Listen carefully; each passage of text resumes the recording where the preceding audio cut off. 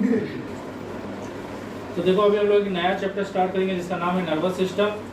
Nervous system क्या होता है? नर्वस सिस्टम एक ऐसा सिस्टम है जो कि हमें इन्फॉर्म्ड करता है मतलब क्या, हमें हमारे सराउंडिंग के बारे में अवेयर करता है कि हमारे अगल बगल में क्या हो रहा है उसके बारे में हम लोग को अवेयर करता है। इसलिए नर्वस सिस्टम एक ऐसा सिस्टम है जो कि हमें इन्फॉर्म करता है चीज़ों के बारे में। सोच लो कोई आपको टच कर रहा है तो आपको एक तरह से इन्फॉर्मेशन मिल रहा है कि नहीं, कोई आपको टच किया है, या कोई चीज़ को अगर आप देख रहे हो तो वो भी एक तरह का इन्फॉर्म करना ही हुआ। सपोज मैं गाड़ी लेके जा रहा हूँ और सामने से कोई गाड़ी आ रहा है तो वो मेरा नर्वस सिस्टम ही मुझे बताता है कि सामने से गाड़ी आ रहा है तो मुझे अपना गाड़ी को क्या करना है, रोकना है, नहीं तो मेरा क्या होगा, उसके साथ एक्सीडेंट हो जाएगा। उसके अलावा नर्वस सिस्टम और क्या चीज़ में हेल्प करता है? नर्वस सिस्टम हेल्प करता है थिंक और रीजन आउट। मतलब हम लोग जब भी कोई चीज़ सोचते हैं, हमारे दिमाग में जो भी थॉट्स आता है वो सारा चीज़ भी नर्वस सिस्टम के कारण ही होता है। और हम लोग जब भी कोई चीज़ को देखते हैं तो उसके ऊपर रीजन करते हैं कि ये चीज़ कहाँ से आया, कैसे आया। अरे समझ में आया कि नहीं? जैसे कि सोच लो कि तुम कोई चीज़ को टेस्ट कर रहे हो, कोई खाना को टेस्ट कर रहे हो, तो तुम उसमें सोचते हो कि ये क्या चीज़ से बना होगा, इसमें क्या क्या इंग्रेडिएंट डाला गया होगा। तो ये सब जो सोचने का एबिलिटी है, या जब तुम कोई मैथ का प्रॉब्लम सॉल्व करते हो तो उस टाइम जो उस मैथ के प्रॉब्लम के बारे में सोचते हो तो वो रीजन आउट करना हुआ कि नहीं, ये भी नर्वस सिस्टम के कारण ही हो रहा है। उसके अलावा हमारे बॉडी में जितना भी वॉलंटरी एक्टिविटी होता है, वॉलंटरी एक्टिविटी मतलब जो एक्टिविटी को हम लोग अपना विल से कंट्रोल कर सकते हैं, मतलब हम लोग अपना इच्छा से कंट्रोल कर सकते हैं, वो सारा चीज़ भी नर्वस सिस्टम के कारण ही होता है। और जितना भी इनवॉलंटरी एक्टिविटी है जिसको हम लोग अपना इच्छा से कंट्रोल नहीं कर सकते, वो भी नर्वस सिस्टम के कारण ही होता है। जैसे कि हमारा हार्ट जो है वो बीट करता है और हार्ट बीट को हम लोग अपना इच्छा से कंट्रोल नहीं कर सकते, लेकिन फिर वो भी हमारा नर्वस सिस्टम ही कंट्रोल करता है। नर्वस सिस्टम का सबसे छोटा यूनिट क्या है? न्यूरॉन। तो न्यूरॉन नर्वस सिस्टम का एक सबसे छोटा यूनिट है। मतलब नर्वस सिस्टम जिस सेल से बना है ना, उस सेल का नाम क्या होता है? न्यूरॉन होता है। और एक न्यूरॉन को अगर आप देखोगे तो एक न्यूरॉन में सबसे पहले एक सेल बॉडी होता है। सेल बॉडी क्या है? सेल बॉडी वो रीजन है जहाँ पे साइटोप्लाज्म कंटेन किया हुआ है। सेल बॉडी एक नॉर्मल सेल जैसा है, जिसमें जैसे नॉर्मल सेल में क्या होता है? साइटोप्लाज्म होता है और बहुत सारा ऑर्गेनेल्स होता है। उसी तरह से सेल बॉडी भी एक तरह का क्या है? नॉर्मल सेल है, और उसके अंदर बहुत सारा क्या है? ऑर्गेनेल्स है। उसके अंदर न्यूक्लियस भी है, उसके अंदर सब कुछ है। इस सेल बॉडी के अंदर सब कुछ है, सारे ऑर्गेनेल्स है। सिर्फ एक ऑर्गेनेल मिसिंग है, उस ऑर्गेनेल का नाम है सेंट्रोसोम। और सेंट्रोसोम क्योंकि हम लोग जानते हैं सेल डिवीजन में हेल्प करता है, और क्योंकि न्यूरॉन नाम का जो सेल है, न्यूरॉन का जो सेल बॉडी है उसमें सेंट्रोसोम नहीं है, तो इसीलिए न्यूरॉन कभी भी सेल डिवीजन कर नहीं सकता। जब एक बच्चा पैदा होता है उसके अंदर तब जितना न्यूरॉन रहता है, जब वो बूढ़ा होकर मर भी जाता है तब भी उसके अंदर उतना ही न्यूरॉन रहता है, क्योंकि न्यूरॉन एक ऐसा सेल है जो डिवाइड नहीं हो सकता, क्योंकि उसके अंदर सेंट्रोसोम नहीं है। बाकी इसके साइटोप्लाज्म में छोटे छोटे ग्रैन्यूल्स जैसे दाना जैसे स्ट्रक्चर दिखता है, वो दाना जैसे स्ट्रक्चर जो रहते हैं वो क्या रहते हैं? वाटर मॉलिक्यूल्स रहते हैं, सॉल्ट रहते हैं, या आपका फैट मॉलिक्यूल्स रहते हैं, या प्रोटीन मॉलिक्यूल्स रहते हैं। उसके बाद यहाँ से ये जो सेल बॉडी है इससे बहुत सारा ब्रांचेस निकलता है। ये जो बहुत सारा ब्रांचेस निकला हुआ, इस ब्रांचेस को क्या बोलते हैं? डेंड्राइट्स बोलते हैं। ओके, और इन सभी ब्रांचेस में से एक ऐसा ब्रांच है जो कि कुछ ज्यादा ही लंबा है, और वो जो सबसे लंबा ब्रांच है ना उसको बोला जाता है एक्सॉन। और ये ब्रांच फाइनली जहाँ पे जाके एंड होता है उसको बोला जाता है नर्व एंडिंग। अब ये सारे जो रीजन है न्यूरॉन का, उन सबका अपना अपना एक फंक्शनिंग है। सबसे पहले बात करते हैं सेल बॉडी का। सेल बॉडी का फंक्शनिंग क्या है? जब भी हम लोग को कोई इम्पल्स मतलब होता है, जैसे सोच लो कोई मेरा हाथ को से टच किया, तो वो जो फीलिंग आया ना टच का, वो उसको कौन सेंस करता है? उसको सेंस करता है सेल बॉडी। तो जैसे ही अगर सोच लो मैं किसी पर्सन को टच करूंगा तो उसके सेल बॉडी में एक इम्पल्स पैदा होगा, एक सिग्नल पैदा होगा, और वो सिग्नल क्या होगा? ये नर्व एंडिंग के थ्रू इसके अंदर क्या होगा? एक सिग्नल पैदा होगा, और ये सिग्नल इस एक्सॉन के थ्रू कहाँ पहुंचेगा? नर्व एंडिंग तक पहुंचेगा। लेकिन ऐसा हो सकता है ना कि जो सिग्नल यहाँ प्रोड्यूस हुआ है वो एक्सॉन से जाते टाइम बाहर में लॉस हो सकता है, तो उस लॉस को रोकने के लिए एक्सॉन के ऊपर डबल लेयर रहता है, और ये दोनों लेयर जो है ना वो एक इंसुलेटर होता है। इंसुलेटर मतलब जो भी सिग्नल इससे जाएगा उसको बाहर में लॉस होने नहीं देगा, मतलब वो सिग्नल के लिए बैड कंडक्टर होता है। ये जो कवरिंग रहता है वो बैड कंडक्टर होता है, एक्सॉन नहीं। तो ये क्योंकि ये कवरिंग बैड कंडक्टर है तो ये सिग्नल को बाहर लॉस होने नहीं देगा। तो ये जो कवरिंग रहता है वो 2 लेयर में डिवाइडेड है, जिसमें से जो अंदर का लेयर है उसको बोलते हैं माइलिन शेथ, और जो बाहर का लेयर है उसको बोलते हैं न्यूरीलेमा। समझ में आया कि नहीं? ये एक्सॉन के ऊपर दो ठो इंसुलेटेड कवरिंग रहता है। अंदर वाला लेयर को बोलते हैं माइलिन शेथ और बाहर वाला लेयर को क्या बोलते हैं? न्यूरीलेमा। अब ये जो आपका माइलिन शेथ और न्यूरीलेमा जो है ना, ये जो कवरिंग, उस कवरिंग का अपना मतलब अपना इंडिविजुअल न्यूक्लियस भी होता है। तो आप देख सकते हो कि हर जगह ये जो कवरिंग है उसका अपना एक इंडिविजुअल न्यूक्लियस भी है, सेल बॉडी के अलावा। सेल बॉडी का तो न्यूक्लियस है ही। उसके अलावा आप देख सकते हो 2 माइलिन शेथ के बीच में खाली जगह है, मतलब गैप है। आप देख सकते हो ना, 2 माइलिन शेथ के बीच में या 2 न्यूरीलेमा के बीच में, मतलब ये जो इंसुलेटेड कवरिंग है उसके बीच में स्मॉल क्या गैप है। इस गैप को क्या बोलते हैं? Node of Ranvier. ये नोड ऑफ रैनवियर क्यों होता है कि जब सिग्नल जाते रहता है ना, तो हम लोग जानते हैं जब सिग्नल जाएगा और यहाँ का एरिया ऑफ क्रॉस सेक्शन क्या है? कम है। और एरिया ऑफ क्रॉस सेक्शन कम होने से प्रेशर क्या होता है? एरिया ऑफ क्रॉस सेक्शन कम होने से प्रेशर क्या होता है? बढ़ जाता है। प्रेशर बढ़ेगा तो यहाँ पे सिग्नल का स्पीड भी क्या होगा? बढ़ जाएगा। तो जो भी सिग्नल यहाँ पैदा हो रहा है वो जब यहाँ से गुजरेगा तो ये जो आपका नोड ऑफ रैनवियर है ना, यहाँ पे आके एरिया ऑफ क्रॉस सेक्शन क्योंकि यहाँ कम है तो यहाँ पे सिग्नल का स्पीड क्या होगा? बढ़ जाएगा। फिर यहाँ पे सिग्नल का स्पीड स्लो होगा, फिर यहाँ के फिर बढ़ जाएगा। ये चीज आपको समझ में आया? अब ये सिग्नल एक्सॉन से होते हुए जब नर्व एंडिंग के पास पहुंच जाता है तो नर्व एंडिंग में ना एक स्ट्रक्चर होता है जो कि बल्ब, जिसको बल्ब बोलते हैं। और ये बल्ब क्या करता है? जो इम्पल्स है ना, इम्पल्स एक्चुअली क्या होता है? आयोन्स होते हैं। तो और वो मतलब यहाँ पे इम्पल्स के फॉर्म में क्या मूव करता है? आयोन्स मूव करता है। मतलब एक तरह से हम लोग बोल सकते हैं वो इम्पल्स क्या है? इलेक्ट्रिकल इम्पल्स है। लेकिन जब ये इलेक्ट्रिकल इम्पल्स नर्व एंडिंग में पहुंचता है तो बल्ब नाम का जो रीजन है वो इस इलेक्ट्रिकल इम्पल्स को किस में कन्वर्ट कर देता है? केमिकल इम्पल्स में।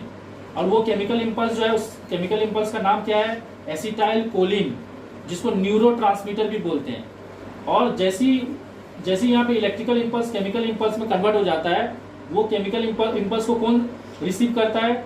एक दूसरा न्यूरॉन रिसीव करता है। दूसरा न्यूरॉन का कौन सा हिस्सा रिसीव करता है?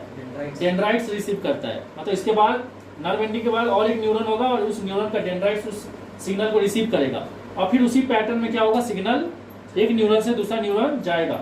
ये सारा मैकेनिज्म आपको समझ में आ रहा है? ओके।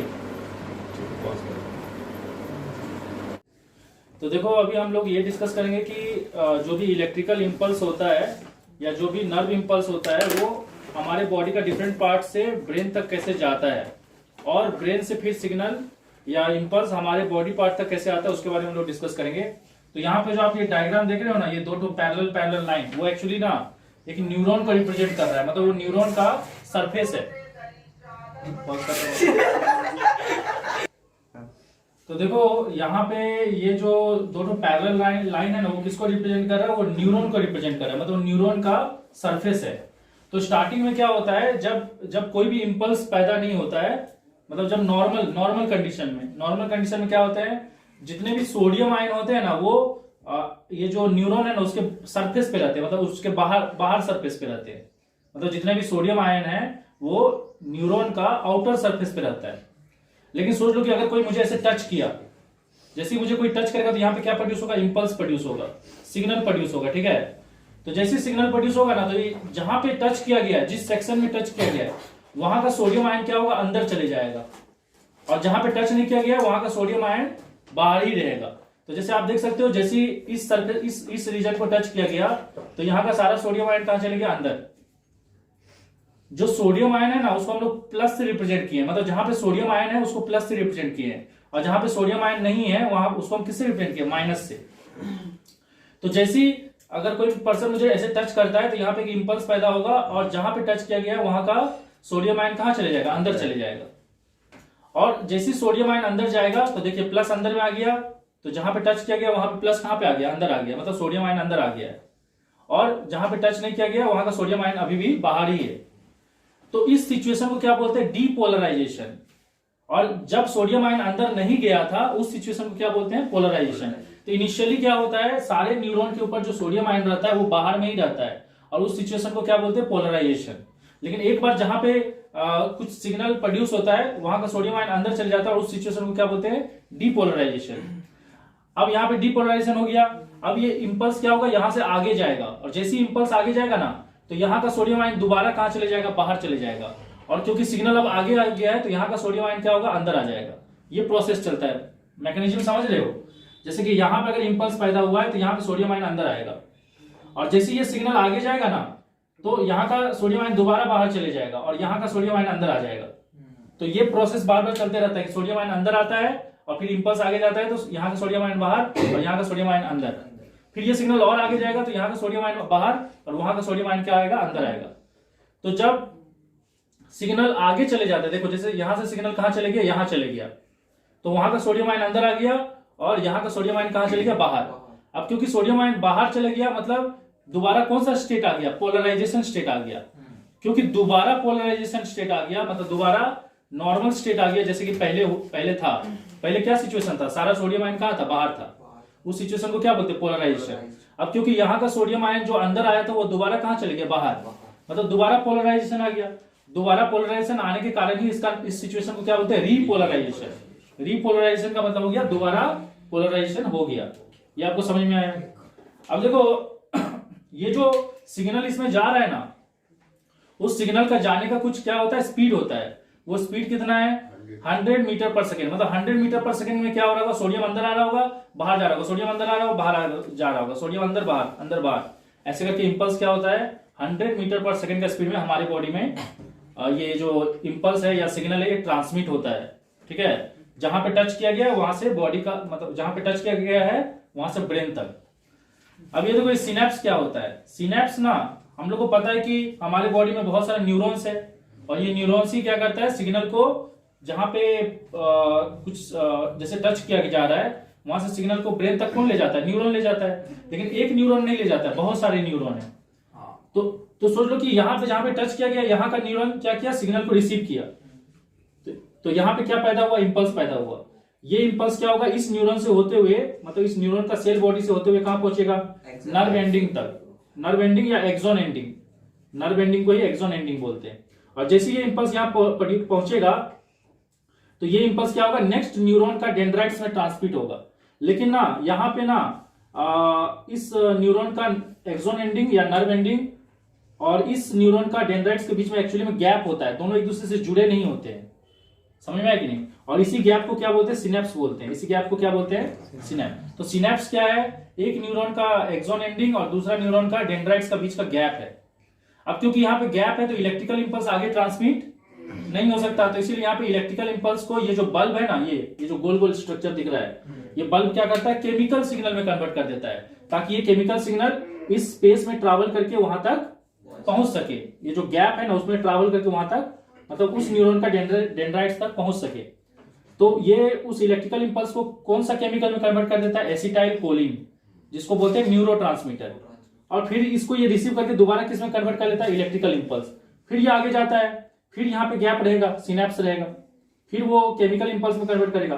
तो ये प्रोसेस चलते रहता है। तो सिनेप्स एक ऐसा गैप है जहां पे इलेक्ट्रिकल इंपल्स केमिकल इंपल्स में कन्वर्ट हो जाता है। और सिनेप्स किसके किसके बीच का गैप है, एक न्यूरॉन का नर्व एंडिंग और दूसरा न्यूरॉन का डेंड्राइट्स के बीच का। ये चीज आपको समझ में आया। अब देखो यहाँ पे हम लोग एक और चीज डिस्कस करेंगे जिसको बोलते हैं रिफ्लेक्स आर्क। रिफ्लेक्स आर्क का मतलब होता है कि हमारे बॉडी में जो भी सिग्नल जा रहा है या आ रहा है वो कैसे काम करता है। तो उसका पूरा पाथ को क्या बोलते हैं, रिफ्लेक्स आर्क। मतलब कैसे सिग्नल जाएगा ब्रेन तक और फिर ब्रेन से कैसे सिग्नल आएगा, उस पूरा पाथ को क्या बोलते हैं, रिफ्लेक्स आर्क। तो ये रिफ्लेक्स आर्क बनता कैसे है, सबसे पहले होता है स्टिमुलस। स्टिमुलस का मतलब होता है कोई भी बदलाव जो आपके बाहर या अंदर का इन्वायरमेंट में होता है। जैसे सोचो कि मेरा पेट दर्द दे रहा है तो वो हो गया इंटरनल स्टिमुलस। और सोचो कि अचानक से ना हम जा रहे थे और अचानक से मेरे सामने कार आ गया तो वो हो गया एक्सटर्नल स्टिमुलस। तो जैसे ही मेरे सामने कार आया ना अचानक से, तो सबसे पहले क्या, कार का आना क्या हो गया, स्टिमुलस। कार का आने को हम आंख से देखें तो आंख क्या हो गया, रिसेप्टर। और आंख क्या किया, ब्रेन को सिग्नल भेजा किसके थ्रू, सेंसोरी न्यूरॉन के थ्रू। और ब्रेन फिर एनालाइज किया कि वो कार अगर मुझे हिट कर देता तो हम मर सकते हैं। तो ब्रेन क्या करेगा, फिर सिग्नल मोटर न्यूरॉन के थ्रू किसको भेजेगा, मेरा एफेक्टर। एफेक्टर मतलब मेरा पांव को भेजेगा, पांव का मसल्स को। एफेक्टर मतलब मसल्स, जब वो मेरा पांव का मसल्स को भेजेगा और मेरा पांव का मसल्स क्या होगा, रिस्पॉन्ड करेगा। रिस्पॉन्ड करेगा मतलब क्या होगा, रुक जाएगा। जैसी कार देखेगा अचानक से क्या होगा, रुक जाएगा। तो ये सारा फेनोमेना आपको समझ में आ रहा है। देखो कुछ कुछ सिग्नल ब्रेन उसको मतलब रेगुलेट करता है, और कुछ कुछ ऐसे सिग्नल भी होते हैं जिसको स्पाइनल कॉर्ड रेगुलेट करता है। तो जब भी कोई सडन एक्शन होता है ना, सडन एक्शन मतलब अचानक वाला, जब भी मतलब कोई क्विक डिसीजन लेना पड़ता है, जब कोई सोच समझ के डिसीजन लेना होता है तब ब्रेन उसको एनालाइज करता है। और जब कोई ऐसा डिसीजन लेना पड़ता है जिसमें बहुत जल्दी रिएक्ट करना है, तो उसके लिए क्या करना, कौन डिसीजन लेता है, स्पाइनल कॉर्ड लेता है। जैसे लोग, मैं एक गर्म तावा पे हाथ रख दिया, तो जैसी गर्मी लगेगा तो यहाँ पे हाथ वो गर्मी क्या हो गया, वो गर्मी हो गया स्टिमुलस। मेरा हाथ का स्किन क्या हो गया, रिसेप्टर। और उसको सेंसरी न्यूरॉन क्या करेगा, मेरे स्पाइनल कॉर्ड तक भेजेगा, ब्रेन तक नहीं, क्योंकि ब्रेन जो है ना प्रोसेसिंग करने में टाइम लेता है, और स्पाइनल कॉर्ड जो है ना, जो स्पाइनल कॉर्ड का डिसीजन बहुत क्विक होता है। तो स्पाइनल कॉर्ड क्या करेगा, तुरंत क्या करेगा, दोबारा मोटर न्यूरॉन से सिग्नल भेजेगा, किसको, हाथ का मसल्स को, कि ये तुम्हारे हाथ को जला सकता है, तुम क्या करोगे, इसको हाथ को खींच लो। तो खींचना क्या हो गया, रिस्पॉन्स। तो आपको सारा ये रिफ्लेक्स आर्क समझ में आ रहा है। तो रिफ्लेक्स के आर्क क्या है, एक शॉर्टेस्ट रूट है जो कि इंपल्स लेता है फ्रॉम कहां से कहां, रिसेप्टर टू इफेक्टर, मतलब सिग्नल को रिसीव करके डिसीजन लेने तक का पाथ को ही क्या बोलते हैं, रिफ्लेक्स आर्क। तो देखो हमारे बॉडी में न्यूरॉन्स जो होता है ना, न्यूरॉन्स का काम है सिग्नल को एक जगह से दूसरा जगह ले जाना। ये न्यूरॉन्स ना हमारे बॉडी में बहुत सारे टाइप के होते हैं, जिसमें से पहला टाइप है सेंसरी न्यूरॉन। सेंसरी न्यूरॉन क्या करता है, जो भी सिग्नल रहता है ना, उसको रिसेप्टर से नर्वस सिस्टम तक ले जाता है। रिसेप्टर क्या होता है, रिसेप्टर मतलब सेंस ऑर्गन। तो सेंस ऑर्गन हमारा नाक हो सकता है, हमारा स्किन हो सकता है, हमारा आंख हो सकता है, हमारा कान हो सकता है, हमारा जीभ हो सकता है। तो इन सभी जगह से सिग्नल को ब्रेन तक जो ले जाता है, ब्रेन मतलब हो गया हमारा नर्वस सिस्टम, या इन सभी जगह से जो न्यूरॉन हमारे स्पाइनल कॉर्ड तक सिग्नल ले जाता है, उन सभी न्यूरॉन को क्या बोलते हैं, सेंसरी न्यूरॉन। मोटर न्यूरॉन क्या करता है, मोटर न्यूरॉन उल्टा काम करता है। मोटर न्यूरॉन ब्रेन और स्पाइनल कॉर्ड से सिग्नल को मसल और ग्लैंड तक ले जाता है, रिसेप्टर तक। हाँ मतलब सॉरी इफेक्टर तक। तो ये उल्टा काम करता है। सेंसरी न्यूरॉन का काम है सिग्नल को, जो भी सेंस ऑर्गन है ना, वहां से ब्रेन तक या स्पाइनल कॉर्ड तक ले जाना। और आपका मोटर न्यूरॉन जो है, उसका काम है सिग्नल को ब्रेन और स्पाइनल कॉर्ड से इफेक्टर तक ले जाना, मतलब मसल और ग्लैंड तक ले जाना। मतलब जब भी आप रेस्पॉन्ड करते हो कोई चीज के तरफ, तो वो है मोटर न्यूरॉन के कारण। और जब भी आप कोई चीज को सुनते हो या ऑब्जर्व करते हो, वो है आपका सेंसरी न्यूरॉन के कारण। मान लो कि एक क्रिकेट का बॉल मेरी तरफ आ रहा है, तो हम उसको देख रहे हैं, वो सेंसरी न्यूरॉन के कारण हो रहा है, क्योंकि सेंसरी न्यूरॉन उस बॉल का सिग्नल को मेरे ब्रेन तक भेज रहा है। और हम बैट से उस बॉल को मार रहे हैं, वो मोटर न्यूरॉन के कारण हो रहा है, क्योंकि मोटर न्यूरॉन ब्रेन से सिग्नल को मसल तक ले जा रहा है, ताकि हम उस बॉल को क्या कर सके, बैट से हिट कर सके। और एक ऐसा न्यूरॉन भी होता है जिसको बोलते हैं एसोसिएटेड न्यूरॉन। और ये न्यूरॉन क्या करता है, सेंसरी न्यूरॉन और मोटर न्यूरॉन को कनेक्ट करता है। और ये न्यूरॉन रहता कहाँ पे, ये न्यूरॉन ब्रेन और स्पाइनल कॉर्ड में ही रहता है। जैसे सोच लो कि इसका सिंपल सा अंडरस्टैंडिंग है, इधर से तुम्हारा सेंसरी न्यूरॉन आ रहा है, किसके पास आ रहा है, ब्रेन और स्पाइनल कॉर्ड के पास आ रहा है। और फिर इधर से मोटर न्यूरॉन क्या होगा, सिग्नल को लेके जाएगा, एक सिग्नल को लेके आ रहा है ब्रेन तक, कहां से, सेंस ऑर्गन से, और एक सिग्नल को लेके जा रहा है कहां तक, इफेक्टर तक। तो दोनों न्यूरॉन एक जगह आके मिलता होगा कि नहीं, जिस जगह पे आके मिलता है वहां पे जो न्यूरॉन रहता है उसको बोलते हैं एसोसिएटेड न्यूरॉन। एसोसिएटेड न्यूरॉन क्या करता है, यहां से सिग्नल को लेता है, एनालाइज करता है, और फिर एसोसिएटेड न्यूरॉन क्या करता है, उसको मोटर न्यूरॉन को दे देता है। अरे समझ में आएगी, मतलब ये क्या करता है, दोनों न्यूरॉन को कनेक्ट करता है, इसलिए लिखा connect sensory and motor neuron. Location क्या होता है, ब्रेन और स्पाइनल कॉर्ड में। उसके बाद आते हैं नर्व क्या होता है। अब हम लोग जानते हैं कि हमारे बॉडी में बहुत सारे न्यूरॉन्स है, तो ये बहुत सारे न्यूरॉन्स जब एक ही जगह बंडल में रहते हैं, अगर सोच लो ये एक न्यूरॉन है, ये एक न्यूरॉन है, ये एक न्यूरॉन है, ये एक न्यूरॉन है, ये सारे न्यूरॉन अगर एक ही बंडल के अंदर पैक है, तो ये पैकिंग को क्या बोलते हैं, इस पैकिंग को बोलते हैं नर्व। समझ में आया कि नहीं। तो अगर सोच लो बहुत सारा सेंसरी न्यूरॉन एक जगह पैक है, तो नर्व, तब उस नर्व का नाम क्या हो जाएगा, सेंसरी नर्व। और बहुत सारा अगर मोटर न्यूरॉन एक जगह पैक है, तो उस पैक का नाम हो जाएगा मोटर नर्व। अरे बहुत सारा न्यूरॉन्स का कलेक्शन, तो सेंसरी न्यूरॉन्स का कलेक्शन को क्या बोलेंगे, सेंसरी नर्व। मोटर न्यूरॉन का कलेक्शन को क्या बोलेंगे, मोटर नर्व। और ये सभी नर्व क्या होता है, एक जितने भी सेंसरी न्यूरॉन होते हैं वो एक इंसुलेटेड कवरिंग के अंदर बंद रहते हैं, ताकि कुछ भी सिग्नल बाहर लॉस ना हो, और सभी मिलकर क्या बन जाते हैं, सेंसरी नर्व बन जाते हैं। उसी तरह से जितने भी मोटर न्यूरॉन होते हैं वो भी एक इंसुलेटेड कवरिंग के अंदर बंद रहते हैं, और सारे न्यूरॉन एक साथ क्या बन जाते हैं, मोटर नर्व। उसके अलावा एक और नर्व होता है जिसको बोलते हैं मिक्स नर्व। मिक्स नर्व वो होता है जो सेंसरी न्यूरॉन से भी बना हुआ है और मोटर न्यूरॉन से भी बना हुआ है। और ये सभी नर्व जो है ना, सेंसरी नर्व चाहे मोटर नर्व या मिक्स्ड नर्व, ये सभी कहाँ से अराइज होते हैं? ये अराइज होते हैं या तो ब्रेन से या स्पाइनल कॉर्ड से। मतलब ये एक तरह से पेरिफेरल नर्वस सिस्टम का हिस्सा है। सेंसरी नर्व, मोटर नर्व और मिक्स्ड नर्व, ये सभी पेरिफेरल नर्वस सिस्टम का हिस्सा है। और ये सभी या तो ब्रेन से निकलते हैं तो उस टाइम ये क्रैनियल नर्व्स कहलाते हैं, और जब ये स्पाइनल कॉर्ड से निकलते हैं तो इसको स्पाइनल नर्व्स बोलते हैं। इसलिए मिक्स्ड नर्व का एक एग्जाम्पल स्पाइनल नर्व भी बोल सकते हैं। यहाँ पे पेरिफेरल नर्वस सिस्टम उस पार्ट को बोला जाता है जो कि ब्रेन और स्पाइनल कॉर्ड से निकलता है। गैंग्लिया एक ऐसा रीजन है जहाँ पे बहुत सारा नर्व फाइबर का सेल बॉडी एक साथ इकट्ठा रहता है। ये सेंसरी न्यूरॉन के लिए अलग होता है और मोटर न्यूरॉन के लिए अलग होता है।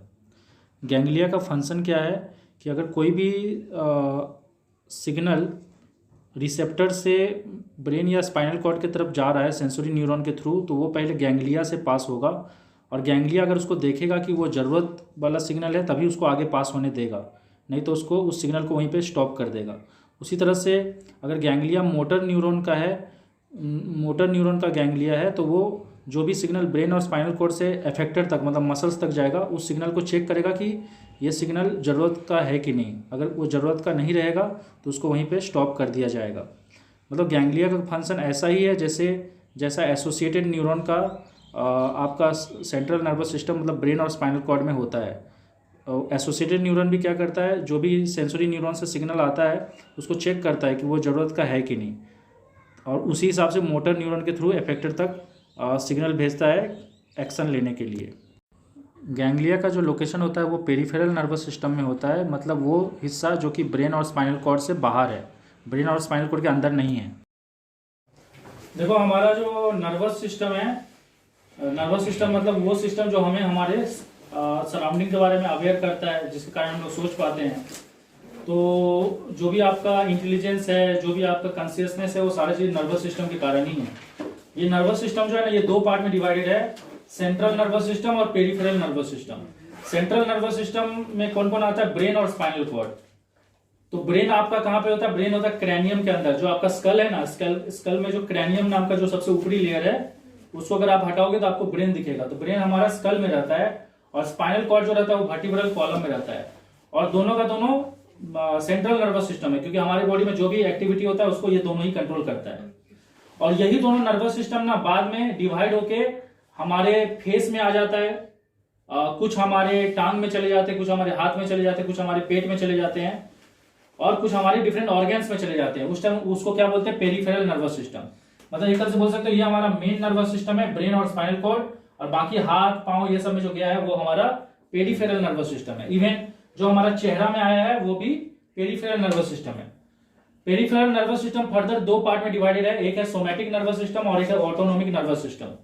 जिसमें से सोमैटिक नर्वस सिस्टम वो नर्वस सिस्टम है जो कि किन चीजों को कंट्रोल करता है? उन चीजों को जो हमारे विल के कंट्रोल में है। और ऑटोनोमिक नर्वस सिस्टम वो नर्वस सिस्टम है जो कि उन चीजों को कंट्रोल करता है जो हमारे विल के कंट्रोल में नहीं है। जैसे कि हमारा हार्ट मसल को, हमारे ग्लैंड्स को, हमारे जितने भी बॉडी में अदर मसल्स हैं, ऑर्गन्स के मसल्स हैं, उनको जो कि हमारे विल के कंट्रोल में नहीं है, उसको ऑटोनोमिक नर्वस सिस्टम कंट्रोल करता है। और जितने भी स्केलेटल मसल है, स्केलेटल मसल मतलब जो भी मसल हमारे बोन्स को चलाता है, हमारे स्केलेटन को चलाता है, वो सभी वॉलंटरी मसल है और उसको हम लोग अपना विल से कंट्रोल कर सकते हैं। तो उसको कौन कंट्रोल करता है? Somatic nervous system. Autonomic nervous system का बात करें तो वो गैंग्लिया और मोटर नर्व का चेन से बना हुआ है। वहीं आपका somatic nervous system sensory nerve और मोटर नर्व से बना हुआ है। अगर हम लोग ब्रेन का फीचर का बात करें कि ब्रेन का कैरेक्टरिस्टिक क्या क्या है, तो सबसे पहला चीज है कि ह्यूमन ब्रेन जो है ना, वो जितने भी धरती पे एनिमल पाया जाता है उसमें सबसे बड़ा होता है। तो human brain largest brain among animals. और दूसरा चीज है, ब्रेन हमेशा कहां रहता है? ब्रेन बॉक्स के अंदर। जो हमारा स्कल है ना, जो हमारा स्कल है, स्कल का जो ये ऊपरी वाला लेयर है ना, उसको अगर आप, जिसको क्रैनियम बोलते हैं, उसको अगर आप हटा दोगे तो उसी में आपका ब्रेन रहता है। और क्रैनियम को इसलिए ब्रेन बॉक्स भी बोला जाता है, क्योंकि क्रैनियम को हटाने के बाद ही आपको ब्रेन दिखता है। उसके अलावा है ब्रेन का जो वेट होता है एक इंसान केस में, हम लोग का ब्रेन का बात हो रहा है, ब्रेन का वेट कितना होता है? 1.35 kg, जो कि एक एवरेज इंसान का वेट का 2% होता है। मतलब नॉर्मली अगर एक एवरेज अगर हम लोग सारे इंसान का जो बॉडी वेट है उसका एवरेज निकाले तो उस एवरेज वेट का क्या होता है 2% होता है। 1.35 kg ब्रेन का वजन होता है। ब्रेन जो होता है ना वो हमारे बॉडी में सबसे ज्यादा पानी को कंज्यूम करता है। हम लोग का बॉडी पानी से बना हुआ है, तो उस जितना भी पानी हमारे बॉडी में है ना उसमें से 80% पानी से ब्रेन कंज्यूम करता है। इसलिए अगर हम लोग पानी नहीं पीते तो हम लोग को चक्कर जैसा आता है, क्योंकि ब्रेन में पानी का क्या हो जाता है, कमी हो जाता है। अब ब्रेन को स्टेबल मेंटेन करने के लिए उसको 80% वाटर चाहिए पूरा बॉडी का वेट का, मतलब पूरा बॉडी वेट का नहीं, मतलब बॉडी को जितना पानी चाहिए, पूरा बॉडी को पानी जितना चाहिए उसमें से 80% वाटर सिर्फ ब्रेन को चाहिए। पूरा बॉडी को जितना ऑक्सीजन, मतलब पूरा बॉडी का सेल को जितना ऑक्सीजन चाहिए जिंदा रहने के लिए, उसका 20% ऑक्सीजन सिर्फ ब्रेन ही कंज्यूम कर लेता है। मतलब सबसे ज्यादा ऑक्सीजन ब्रेन कंज्यूम करता है। उसके बाद अगर हम लोग ब्रेन का सेफ्टी का बात करें तो ब्रेन का सबसे पहला सेफ्टी लेयर कौन है, क्रैनियम। क्योंकि क्रैनियम सबसे ऊपर वाला जो ये हड्डी से बना हुआ है ना लेयर, उसको क्रैनियम बोलते हैं। लेकिन सिर्फ वही एक प्रोटेक्टिव लेयर नहीं है, उसके बाद बहुत सारा, उसके बाद भी 3 प्रोटेक्टिव लेयर और रहता है, और वो तीनों प्रोटेक्टिव लेयर को क्या बोलते हैं, मेनिंजस बोलते हैं। और इस प्रोटेक्टिव लेयर में किसी कारण से अगर सूजन आ जाए, सोच लो आपको दिमाग में चोट लग गया, कहीं एक्सीडेंट हुआ, चोट लग गया, और इस तीनों लेयर में से किसी भी लेयर में अगर सूजन आ जाएगा, मतलब इन्फ्लामेशन हो जाएगा, तो उस सिचुएशन को क्या बोलते हैं, मेनिंजिटिस। समझ में आया? मतलब वो जो आपका ब्रेन में सूजन आ गया, उसको ब्रेन का तीनों लेयर में से किसी लेयर में सूजन आ गया, तो उस सिचुएशन को क्या बोलते हैं, मेनिंजिटिस। अब ये तीनों लेयर क्या क्या है, तीनों लेयर है, सबसे ऊपरी वाला देखो, पहले तो क्रैनियम है जो कि बोन से बना हुआ है। उसके बाद जो पहला लेयर है उसका नाम है डूरामेटर। डूरामेटर के बारे में क्या बोला गया कि वो टफ है, बहुत टफ है, मतलब बहुत मजबूत है, और फाइबर से बना हुआ है। फाइबर क्या होता है, फाइबर होता है जब बहुत सारा ऐसे से कुछ तार जैसा चीज क्या होता है, एक गुच्छा में से हो जाते हैं, हाँ, और वो क्या करते हैं, एक स्ट्रॉन्ग स्ट्रक्चर बना लेते हैं। समझ में आया कि नहीं? जैसे कि हमारा बाल जो है ना वो भी एक फाइबर है, लेकिन हमारा बाल ना उतना गुच्छा में नहीं है, इसलिए बाल हमारा सॉफ्ट होता है। लेकिन अगर आप एक राइनो का हॉर्न देखो या एक गाय भैंस का वो जो सिंग देखो, वो भी बाल ही होता है, लेकिन वो एक दूसरे में इतना गुथ गया रहता है कि वो बहुत मजबूत हो जाता है। समझ में आया कि नहीं? तो जो भी राइनो का हॉर्न होता है नाक के सामने, या कोई भी एनिमल का जो सिंग निकले रहता है, वो सभी क्या होते हैं, हेयर ही होते हैं, लेकिन वो बहुत सारे गुच्छा में जुड़ के एक फाइबरस स्ट्रक्चर बना लेता है, मजबूत स्ट्रक्चर। तो उसी तरह से डूरामेटर भी क्या है, टफ है। अगर मैं सेकंड लेयर का बात करूं आराक्वाइड का, तो वो डेलिकेट है, कुशन जैसा काम करता है, ताकि दिमाग को झटका ना लगे। सबसे नीचे वाला जो तीसरा लेयर है उसमें ब्लड वेसल का सप्लाई रहता है, ताकि क्योंकि ब्रेन का सेल को भी तो न्यूट्रिशन चाहिए ना, तो ब्रेन का सेल को न्यूट्रिशन कौन प्रोवाइड करेगा, पिया मीटर में जो ब्लड का सप्लाई है। उसके अलावा इन 3 लेयर का बीच में एक फ्लूइड भी रहता है जिसको बोलते हैं सेरिब्रोस्पाइनल फ्लूइड। और ये सेरिब्रोस्पाइनल फ्लूइड का भी पर्पस यही है कि आपका ब्रेन को किसी कारण से कोई शॉक या झटका ना लगे। मतलब ओवरऑल ये सभी मिलके ब्रेन को प्रोटेक्ट करते हैं। तीनों मेम्ब्रेन के बीच में होता है। हाँ। उसके अलावा एक चीज आप और याद रखिए कि ये तीनों लेयर जो है ना, ये जो मेनिंजस है, ये डूरामेटर, आराक्वाइड, पिया मीटर, ये सिर्फ ब्रेन को ही प्रोटेक्ट नहीं करता है। इवन जब ये ब्रेन स्पाइनल कॉर्ड बन के वर्टिब्रल कॉलम से गुजरता है ना, तो ये तीनों लेयर स्पाइनल कॉर्ड को भी प्रोटेक्ट करता है। मतलब ये तीनों लेयर सिर्फ ब्रेन के चारों तरफ नहीं है, स्पाइनल कॉर्ड के भी चारों तरफ है। समझ में आया कि नहीं? और वहां पे भी क्या है, सेरिब्रोस्पाइनल फ्लूइड है। तो ये आपका अगर सुनो आपको बैकबोन में कोई ऐसे, आपको पीठ में कोई ऐसे मुक्का मारता है, तो उससे भी तो आपका स्पाइनल कॉर्ड डैमेज हो सकता है ना, तो उसको भी प्रोटेक्ट करता है कौन, ये तीनों लेयर ही प्रोटेक्ट करता है, और ये फ्लूइड भी प्रोटेक्ट करता है। तो ये सिर्फ ब्रेन में नहीं है, स्पाइनल कॉर्ड में भी है। तो देखो अभी हम लोग ब्रेन के बारे में डिस्कस करेंगे। तो ये हमारा स्कल है, और स्कल जो है ना वो 3 रीजन में डिवाइडेड है। जो सबसे ऊपरी रीजन है, जो हमारा आंख से ऊपर है, जो हमारा आई साइड है ना, उससे जो ऊपर रीजन है ना, उस रीजन को बोलते हैं फोर ब्रेन। और फिर जो रीजन आई साइड के लेवल पे आता है, जैसे आंख हो गया, कान हो गया, नाक हो गया, ये सब रीजन में जो आता है, स्कल का जो हिस्सा ये सब रीजन में आता है, उस हिस्सा को कौन ऑक्युपाई करता है, मिड ब्रेन। और जो हिस्सा आपका आई साइड से नीचे आता है, मतलब ये हिस्सा जो है, ये जो गला वाला हिस्सा था, ये हिस्सा किसको कंट्रीब्यूट करता है, हिंड ब्रेन। मतलब आपका ब्रेन जो है ना वो स्कल में हर तरफ फैला हुआ है। आई साइड मतलब आंख का लेवल से ऊपर है आपका फोर ब्रेन, आंख के लेवल में जितना चीज है वहां पे है मिड ब्रेन, और आंख के लेवल से नीचे है वो क्या है, हिंड ब्रेन। ये आपको समझ में आ रहा है? अब देखो जो आपका फोर ब्रेन है ना वो 3 सेक्शन में डिवाइडेड है। ये जो आपका जो ऊपरी वाला हिस्सा है ना, जो आई साइड से ऊपर है, मतलब मेरा आंख का लेवल से ऊपर है, वहां पे तीन चीज मतलब ब्रेन तीन पार्ट में डिवाइडेड है। वो क्या क्या है, मतलब इस वाला पार्ट को क्या बोलते हैं, फोर ब्रेन। फोर ब्रेन जो है ना वो तीन पार्ट में डिवाइडेड है। क्या क्या है, सेरिब्रम, थैलेमस और हाइपोथैलेमस। तो हम लोग थैलेमस और हाइपोथैलेमस के बारे में क्या करेंगे, बाद में डिस्कस करेंगे। पहले हम लोग किसके बारे में डिस्कस कर रहे हैं, सेरिब्रम के बारे में। सेरिब्रम किसका हिस्सा है, फोर ब्रेन का। तो सेरिब्रम का सबसे पहला कैरेक्टरिस्टिक क्या है कि ये हमारा दिमाग का सबसे बड़ा हिस्सा है। तो हमारा ब्रेन का सबसे बड़ा हिस्सा कौन सा है, सेरिब्रम, लार्जेस्ट पोर्शन है ब्रेन का। और जो सेरिब्रम होता है ना वो हेमिस्फीयर शेप का होता है, मतलब आधा स्फीयर। और ये सेरिब्रम जो है ना ये दो पार्ट में डिवाइडेड है, एक है लेफ्ट साइड और एक है राइट साइड। मतलब अगर ये एक इंसान का सेरिब्रम है तो आधा हेमिस्फीयर इस साइड है और आधा हेमिस्फीयर क्या है, इस साइड है। अगर ये इंसान का एक हेड है, अगर हम लोग पीछे से देखें, समझ में आएगी नहीं, अगर हम लोग पीछे से देखें तो ये आधा हेमिस्फीयर इस साइड है और आधा हेमिस्फीयर इस साइड है, समझ में आएगी नहीं। और ये दोनों हेमिस्फीयर जो है ना, इस दोनों हेमिस्फीयर को क्या बोलते हैं, सेरिब्रल हेमिस्फीयर। ये पूरा एक साथ क्या है, सेरिब्रम। और इसमें से दोनों हेमिस्फीयर को क्या बोलते हैं, सेरिब्रल हेमिस्फीयर। और दोनों सेरिब्रल हेमिस्फीयर जो है ना वो एक दूसरे से जुड़ा हुआ है, बीच में ऐसे जुड़ा हुआ है, ताकि इनके बीच में क्या हो सके, इंफॉर्मेशन एक्सचेंज हो सके। जिस चीज से जुड़ा हुआ है उस चीज को बोलते हैं कॉर्पस कोलाजम। क्या बोलते हैं, कॉर्पस कोलाजम।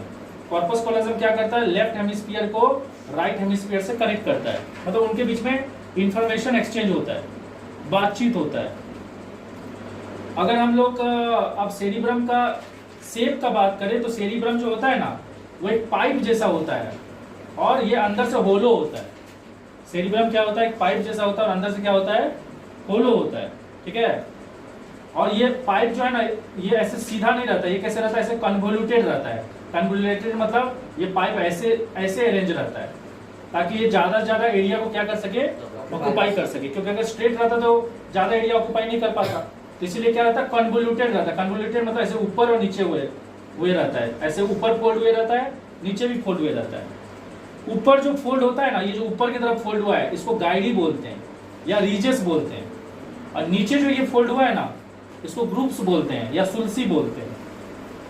एक बार फिर से देख लो, ये जो सेरिब्रम जो है, सेरिब्रल हेमिस्फीयर जो है, इसको अगर आप देखोगे तो अगर आप इसको यहाँ पे ध्यान देखोगे तो आपको दिखेगा कि यहाँ पे एक पाइप जैसा स्ट्रक्चर है जो कि ऐसे कैसे अरेंज है, कन्वोल्यूटेड। कन्वोल्यूटेड मतलब ऊपर और नीचे ऐसे अरेंज है ताकि वो इस एरिया को क्या कर सके, आराम से ऑक्युपाई कर सके।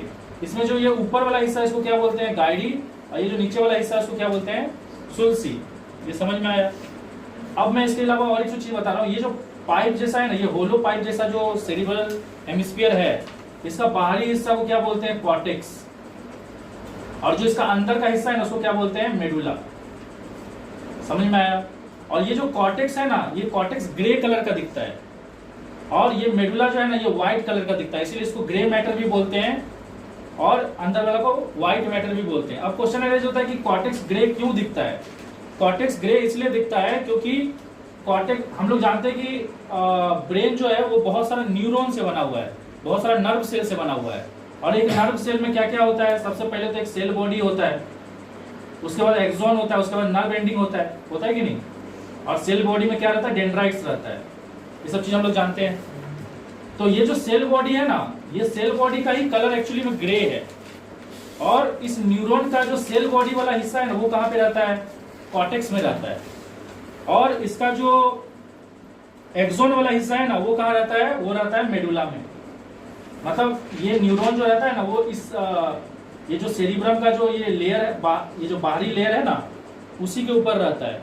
अंदर में तो खोखला है ना, अंदर में तो होलो है, तो इस बाहरी लेयर पे ही रहता है। तो इसमें से कॉर्टेक्स की तरफ कौन रहता है, मतलब सरफेस पे कौन रहता है। अरे सिंपल सा बात है, जैसे ये पाइप है ना, इसका सरफेस पे कौन रहता है, सेल बॉडी, और अंदर की तरफ कौन रहता है, एक्सॉन रहता है। तो एक्सॉन तो बहुत पतला है ना, तो एक्सॉन पतला है तो इसीलिए उसका कलर दिखता नहीं है। और क्योंकि सेल बॉडी एरिया में ज्यादा है तो उसका कलर क्या होता है, सरफेस पे दिखता है। और इसीलिए क्योंकि सेल बॉडी का कलर ग्रे है इसीलिए कॉर्टेक्स का कलर भी कैसा दिखता है, ग्रे कलर। और क्योंकि ये एक्सॉन तो पतला पतला तार जैसा है तो उसका कलर दिखता नहीं है, तो इसलिए वो रीजन कैसा दिखता है, व्हाइट मैटर दिखता है। तो वही चीज यहाँ पे देखो हम लिखे हुए हैं कि कॉर्टेक्स को कॉर्टेक्स ग्रेइश दिखता है, ग्रेइश इन कलर क्यों दिखता है? क्योंकि वो सेल बॉडी कंटेन करता है।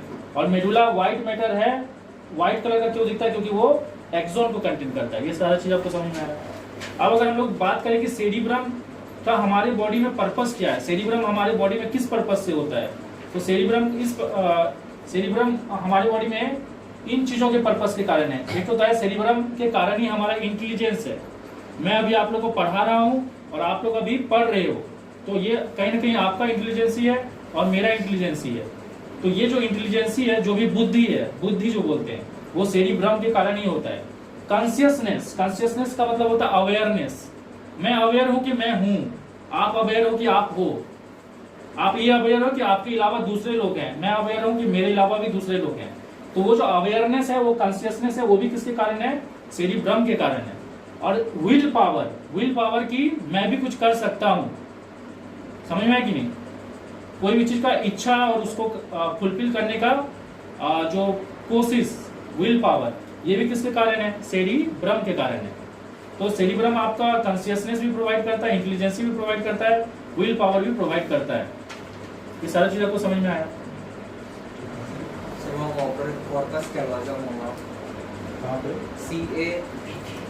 यहाँ इसको थोड़ा करेक्शन कर लो, कॉर्पस, और यहाँ पे कैलोजम होगा, CA होगा। तो देखो अभी हम लोग फोर ब्रेन का सेकेंड पार्ट के बारे में डिस्कस करेंगे, जिसका नाम है थैलेमस।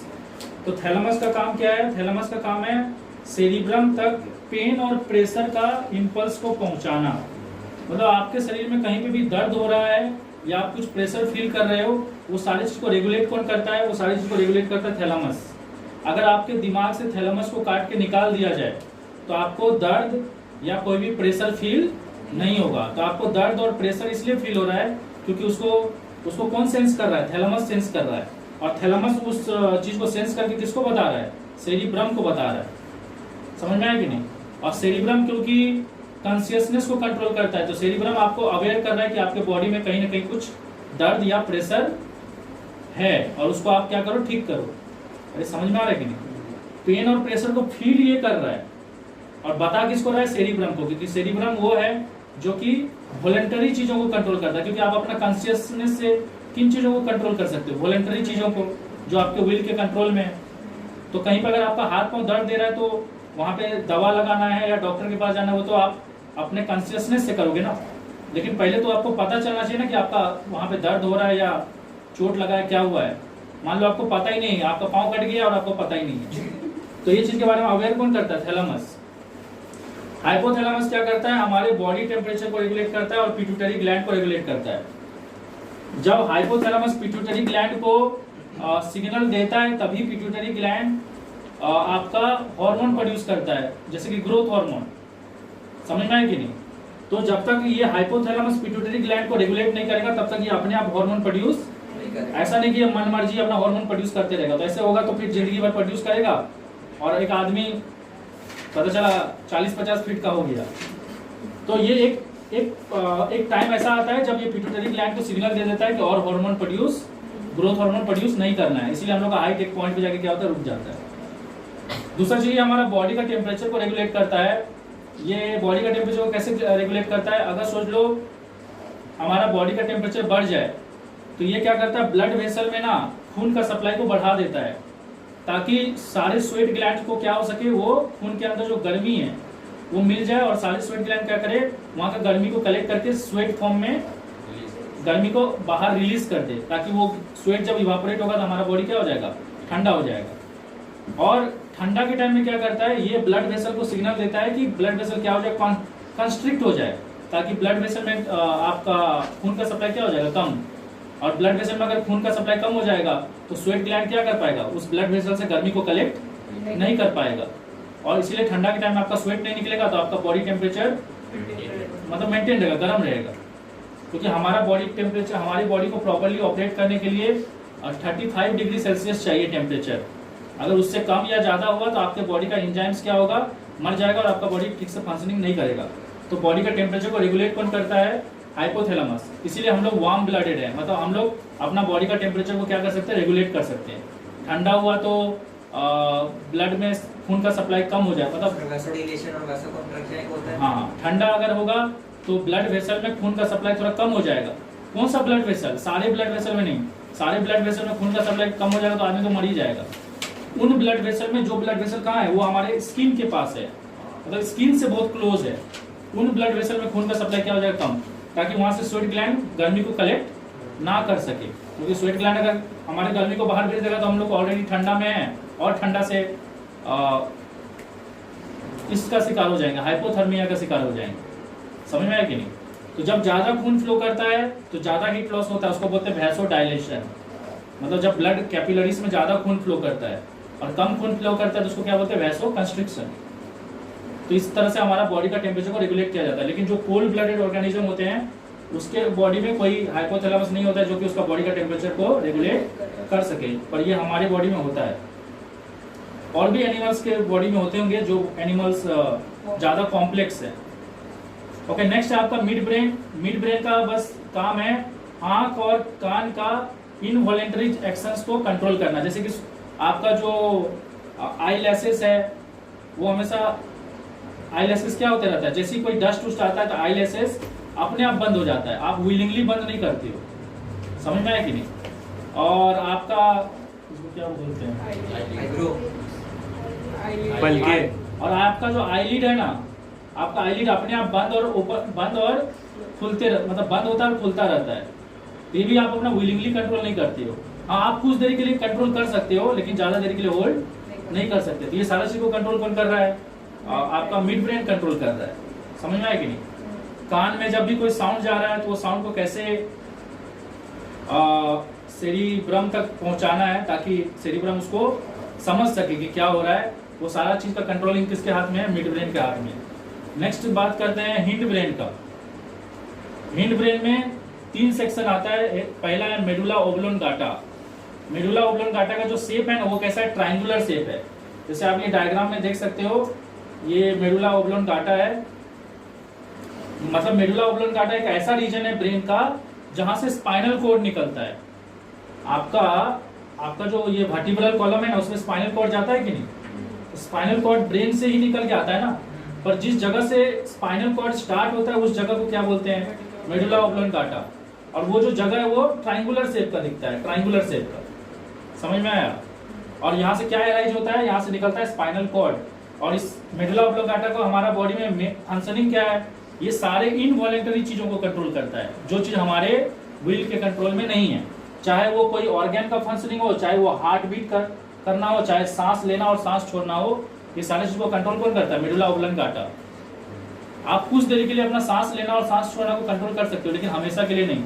जब आप सो जाते हो तब भी ये आपका लंग्स को प्रोसेस करते रहता है, आपका हार्ट को भी प्रोसेस करते रहता है, बाकी जितने भी इंटरनल ऑर्गन है, चाहे वो किडनी हो, लीवर हो, कुछ भी हो, सभी को कंट्रोल कौन करता है? Medulla oblongata. मतलब जितने भी इनवॉलेंटरी एक्टिविटी है, मतलब जो आपके विल के कंट्रोल में नहीं है। नेक्स्ट है आपका पोन्स। पोन्स के बारे में क्या बोला? ये पोन्स जो होता है वो सेरी बेलम से नीचे होता है। देखो ये जो है ना, ये आपका सेरिब्रम है और यहाँ पे आपका सेरिबेलम है। सेरिबेलम से जस्ट थोड़ा नीचे कौन रहता है? वो रहता है पोन्स। और पोन्स क्या करता है? पोन्स ना सिग्नल को कैरी करता है। आपको याद होगा, मैं आपको अभी थोड़ा देर पहले बताया था कि लेफ्ट सेरिब्रल हेमिस्फीयर और राइट सेरिब्रल हेमिस्फीयर में कम्युनिकेशन कौन करवाता है? कॉर्पस कोलाजम। उसी तरह से आपका जो सेरिबेलम होता है ना, उसमें भी 2 हेमिस्फीयर होता है। मतलब सेरिबेलम में भी 2 सेक्शन होता है, लेफ्ट और राइट। उसके बीच में कम्युनिकेशन कौन करवाता है? उसके बीच में कम्युनिकेशन करवाता है आपका पोन्स। मतलब पोन्स वही रोल प्ले करता है सेरिबेलम का केस में जो रोल सेरिब्रम का केस में कॉर्पस कोलाजम करता है। ये चीज समझ में आया? ओके। उसके अलावा हमारे बॉडी का जो मसल्स है, जो स्केलेटन को चलाता है, उसको भी कौन रेगुलेट करता है? पोन्स रेगुलेट करता है। तो मतलब हमारा जो स्केलेटन का मूवमेंट हो रहा है, हम लोग कहीं भी चल फिर रहे हैं, वो सारी चीज को भी रेगुलेट कौन करता है? पोन्स। मतलब हम लोग अपना पोन्स के जरिए ही, मतलब सेरिब्रम पोन्स को बोलता है कि आप, मतलब सेरिब्रम पोन्स के जरिए मसल्स को क्या करता है? रेगुलेट करता है, ताकि हम लोग यहाँ से चल फिर सकें या कुछ सामान को उठा सकें या दौड़ सकें। समझ में आ रहा है कि नहीं? नेक्स्ट है आपका सेरिबेलम। ये देखो यहाँ पे सेरिबेलम रहता है जस्ट सेरिब्रम के जस्ट नीचे। और सेरिबेलम जो रहता है ना, उसमें बहुत सारा ऐसे से आपको स्ट्रक्चर दिखेगा, फुरो दिखेगा। फुरो मतलब क्या होता है, जैसे आपका खेत होता है ना, खेत में ट्रैक्टर जब चलता है और ट्रैक्टर का पीछे जो कांटा रहता है जो खेत को कोड़ता है, तो कोड़ने से मिट्टी क्या हो जाता है, एक कहीं कहीं ऐसे उड़ जाता है, कहीं ऐसे दब जाता है, कहीं उड़ जाता है, कहीं दब जाता है। इसी चीज को फुरो बोलते हैं। तो सेरिबेलम पे भी क्या रहता है, फुरो रहता है। ऐसा लगता है जैसे कोई इसको खरोच दिया है। समझ में आया कि नहीं? और ये सेरिबेलम का काम क्या है? सेरिबेलम का काम है आपका बॉडी का बैलेंस मेंटेन करना। मतलब मैं अगर कहीं पे रोड में चल रहा हूँ और जमीन अगर उबड़ खाबड़ है, मैं फिर भी नहीं गिर रहा हूँ, वो किसके कारण? सेरिबेलम के कारण। लेकिन जब एक पर्सन ड्रिंक कर लेता है, अल्कोहल ड्रिंक कर लेता है, तो उसका कौन सा पार्ट अफेक्टेड हो जाता है? सेरिबेलम अफेक्टेड हो जाता है, और फिर वो अपना बॉडी का बैलेंस मेंटेन नहीं कर पाता है। सेरिबेलम जो रहता है ना, वो कान के अंदर में एक सेंसरी न्यूरॉन रहता है, उससे जुड़ा रहता है। और कान के अंदर में एक फ्लूइड होता है, समझ में आ रहा है? आपका कोकलिया जो रहता है ना, कान के अंदर में कोकलिया, उसके अंदर एक फ्लूइड रहता है। उस फ्लूइड के अंदर hair like neurons, nerve cell रहते हैं। वो नर्व सेल ना उस फ्लूइड का मूवमेंट को सेंस करते रहते हैं। तो जब भी आप चलते हो ना, तो वो कोकलिया के अंदर का जो फ्लूइड है ना, वो हिलता है। उस चीज को सेंस कौन करता है? वो सेंसरी न्यूरॉन सेंस करता है। और किसको बताता है? सेरिबेलम को। और सेरिबेलम उसके आधार पर ये बताता है कि आपको कैसे चलना चाहिए या कैसे बैठना चाहिए। आप कितना एंगल में खड़े होगे तो नहीं गिरोगे, और कितना एंगल में अगर आप टिल्ट होगे तो गिर सकते हो। ये सारा चीज उस फ्लूइड का मूवमेंट के हिसाब से रेगुलेट होता है, जो हमारा कान के अंदर है। तो सेंस ऑर्गन चैप्टर में हम लोग उसके बारे में डिटेल में पढ़ेंगे। ये सारा चीज आपको समझ में आ रहा है? तो ठीक है। तो देखो, सेरिब्रम सिर्फ हमारा सेरिब्रम हम लोग को सिर्फ कॉन्शियसनेस प्रोवाइड नहीं करता है, मतलब हम लोग को ये एबिलिटी नहीं देता है कि हम लोग अपने बारे में अवेयर हो और बाहर की चीज़ों के बारे में अवेयर हो। सेरिब्रम ना हमें सबकॉन्शियस और अनकॉन्शियस माइंड भी प्रोवाइड करता है। एक होता है अनकॉन्शियस माइंड, सॉरी, एक होता है कॉन्शियस माइंड। कॉन्शियस माइंड मतलब जो हम लोग को अवेयर करता है हमारे सराउंडिंग्स के बारे में। और एक होता है सबकॉन्शियस माइंड। सबकॉन्शियस माइंड क्या करता है? जो भी चीज़ हम अपने जिंदगी भर में सीखे हैं ना, उसको अपने अंदर स्टोर करके रखता है, मतलब एक मेमोरी का काम करता है। और एक होता है अनकॉन्शियस माइंड। अनकॉन्शियस माइंड में कभी कभी क्या होता है ना, हम लोग नींद में सोए रहते हैं और हम लोग को क्या होता है, मच्छर ऐसे काटता है, तो अनकॉन्शियसली हम लोग का हाथ अपने आप उसको क्या करता है, हाथ उसको मारने के लिए चले जाता है। या सोच लो कि कोई गर्म तावा पे हाथ रख दिए तो अचानक से अनकॉन्शियसली हाथ ऐसे हो जाता है। या हम लोग जब रोड में साइकिल चलाते रहते हैं, अपने दोस्त से बात करते रहते हैं, और हम लोग साइकिल को आराम से चलाते रहते हैं, हम लोग को पता भी नहीं रहता कि कब ऊपर खाबर जमीन आया या कब हैंडल मोड़ना है। ये सारा चीज अनकॉन्शियस माइंड से हो रहा है। तो आपका ब्रेन में ना सेरिब्रम 3 ठो माइंड आपको ऑफर करता है। एक है कॉन्शियस माइंड जो आपको हमेशा अवेयर रखता है सराउंडिंग के बारे में। एक है सबकॉन्शियस माइंड जो कि उन सभी चीज को स्टोर करके रखता है जो आप जिंदगी भर में सीखे हो। और एक है अनकॉन्शियस माइंड जो कि अपने आप होता है, मतलब आपको पता भी नहीं चलता और हो जाता है, और आप भी शॉक हो जाते हो कि यार ये कैसे हो गया। अरे जैसे सोचो कि कोई क्रिकेट बॉल को मारा और हम कहीं और देख रहे थे, और अचानक से क्या हुआ ना, मेरे को कोई बोला कि तेरे तरफ बॉल गया, और हमने अचानक से ऐसे किया और हाथ से मेरा बॉल क्या हो गया, पकड़ा गया। तो अनकॉन्शियसली हुआ ना, बिकॉज हम अवेयर नहीं थे उसके बारे में। अब नेक्स्ट बात करते हैं हम लोग स्पाइनल कॉर्ड का। तो हम लोग जानते हैं कि स्कल के अंदर, स्कल जो है, स्कल तक क्या होता है, सबसे ऊपर में होता है आपका सेरिब्रम, और स्कल का सबसे जो निचली हिस्सा है उसका नाम है मेडुला ऑब्लंगाटा। और स्कल के बाद जो रीजन होता है उसको बोलते हैं वर्टिब्रल कॉलम या बैकबोन बोलते हैं। तो मेडुला ऑब्लंगाटा के बाद जो है, जो चीज एराइज होता है उस चीज का नाम क्या है, स्पाइनल कॉर्ड। और ये स्पाइनल कॉर्ड क्या होता है, वर्टिब्रल कॉलम में ना होल रहता है, उस होल को क्या बोलते हैं, न्यूरल कैनाल। तो उसके थ्रू वो स्पाइनल कॉर्ड क्या होता है, मेडुला ऑब्लंगाटा से निकल के आपका न्यूरल कैनाल से होते हुए नीचे की तरफ जाता है। किसके थ्रू नीचे जाता है, वर्टिब्रल कॉलम के थ्रू। कौन सा वर्टिब्रल कॉलम तक जाता है, लंबर वर्टिब्रे तक जाता है। लंबर वर्टिब्रे मतलब हो गया आपका कमर का हिस्सा। तो आपका गर्दन से मेडुला ऑब्लंगाटा, मतलब आपका ये स्कल है सोच लो, तो यहाँ से आपका मेडुला ऑब्लंगाटा से कौन निकला, स्पाइनल कॉर्ड निकला। ये स्पाइनल कॉर्ड आपका सबसे पहले नेक वर्टिब्रे, फिर यहाँ पे आता है आपका थोरैक वर्टिब्रे, और थोरैक वर्टिब्रे से फाइनली यहाँ पे कौन आता है, लंबर वर्टिब्रे। इसके बाद और भी वर्टिब्रे है, जैसे कॉकिक्स और सैक्रम वर्टिब्रे भी है। लेकिन वहां तक नर्व आपका स्पाइनल कॉर्ड नहीं जाता है। स्पाइनल कॉर्ड कहाँ जाके रुक जाता है? लंबर वर्टिब्रे तक जाके रुक जाता है, जो कि आपका कमर का हिस्सा है। समझ में आया कि नहीं? ये आपका गला का हिस्सा है, ये आपका छाती का हिस्सा है और ये आपका कमर का हिस्सा है।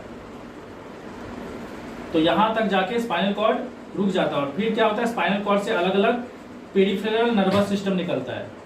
समझ में आया कि नहीं? तो ब्रेन और स्पाइनल कॉर्ड मिलकर क्या बनता है? Central nervous system. और देखो एक तो चीज यहाँ पे बहुत इंपॉर्टेंट है जो बहुत जरूरी है आप समझो। ब्रेन में क्या होता है, ब्रेन में जो आपका सेरिब्रम है उसमें क्या होता है, कॉर्टेक्स ऊपर होता है और मेडुला कहाँ होता है? अंदर। मतलब अगर ये सेरिब्रम है तो कॉर्टेक्स ऊपरी लेयर में है और मेडुला इनर लेयर में है।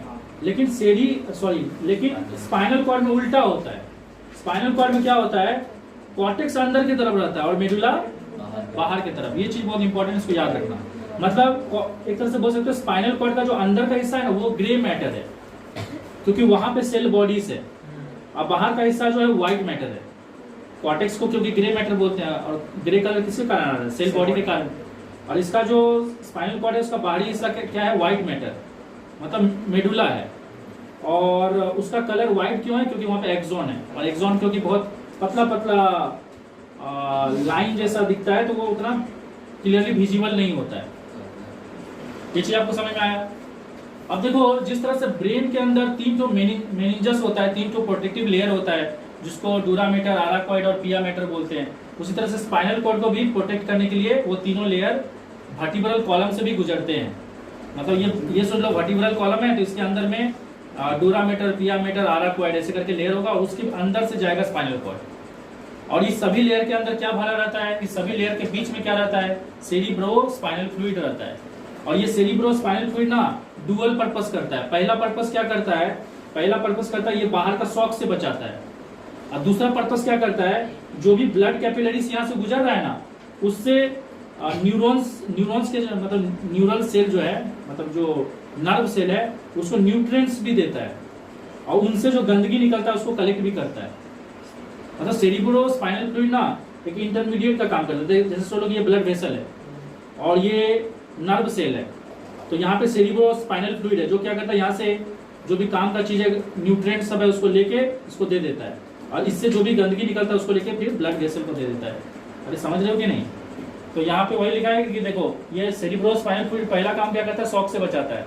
दूसरा काम एक्सचेंज करता है फूड मटेरियल, वेस्ट प्रोडक्ट और रेस्पिरेटरी गैसेस, क्योंकि नर्व सेल को भी एनर्जी चाहिए ना, और एनर्जी के लिए क्या चाहिए? ऑक्सीजन चाहिए। और अगर ऑक्सीजन ले रहा है तो सीधा सा बात है फूड को ब्रेक डाउन करने के बाद कार्बन डाइऑक्साइड भी प्रोड्यूस करेगा। तो ये सबको कलेक्ट कौन करता है? Cerebro spinal fluid. और कलेक्ट करके किसको देता है? ब्लड वेसल को। और ब्लड वेसल फाइनली उसको लंग्स तक पहुंचा देता है।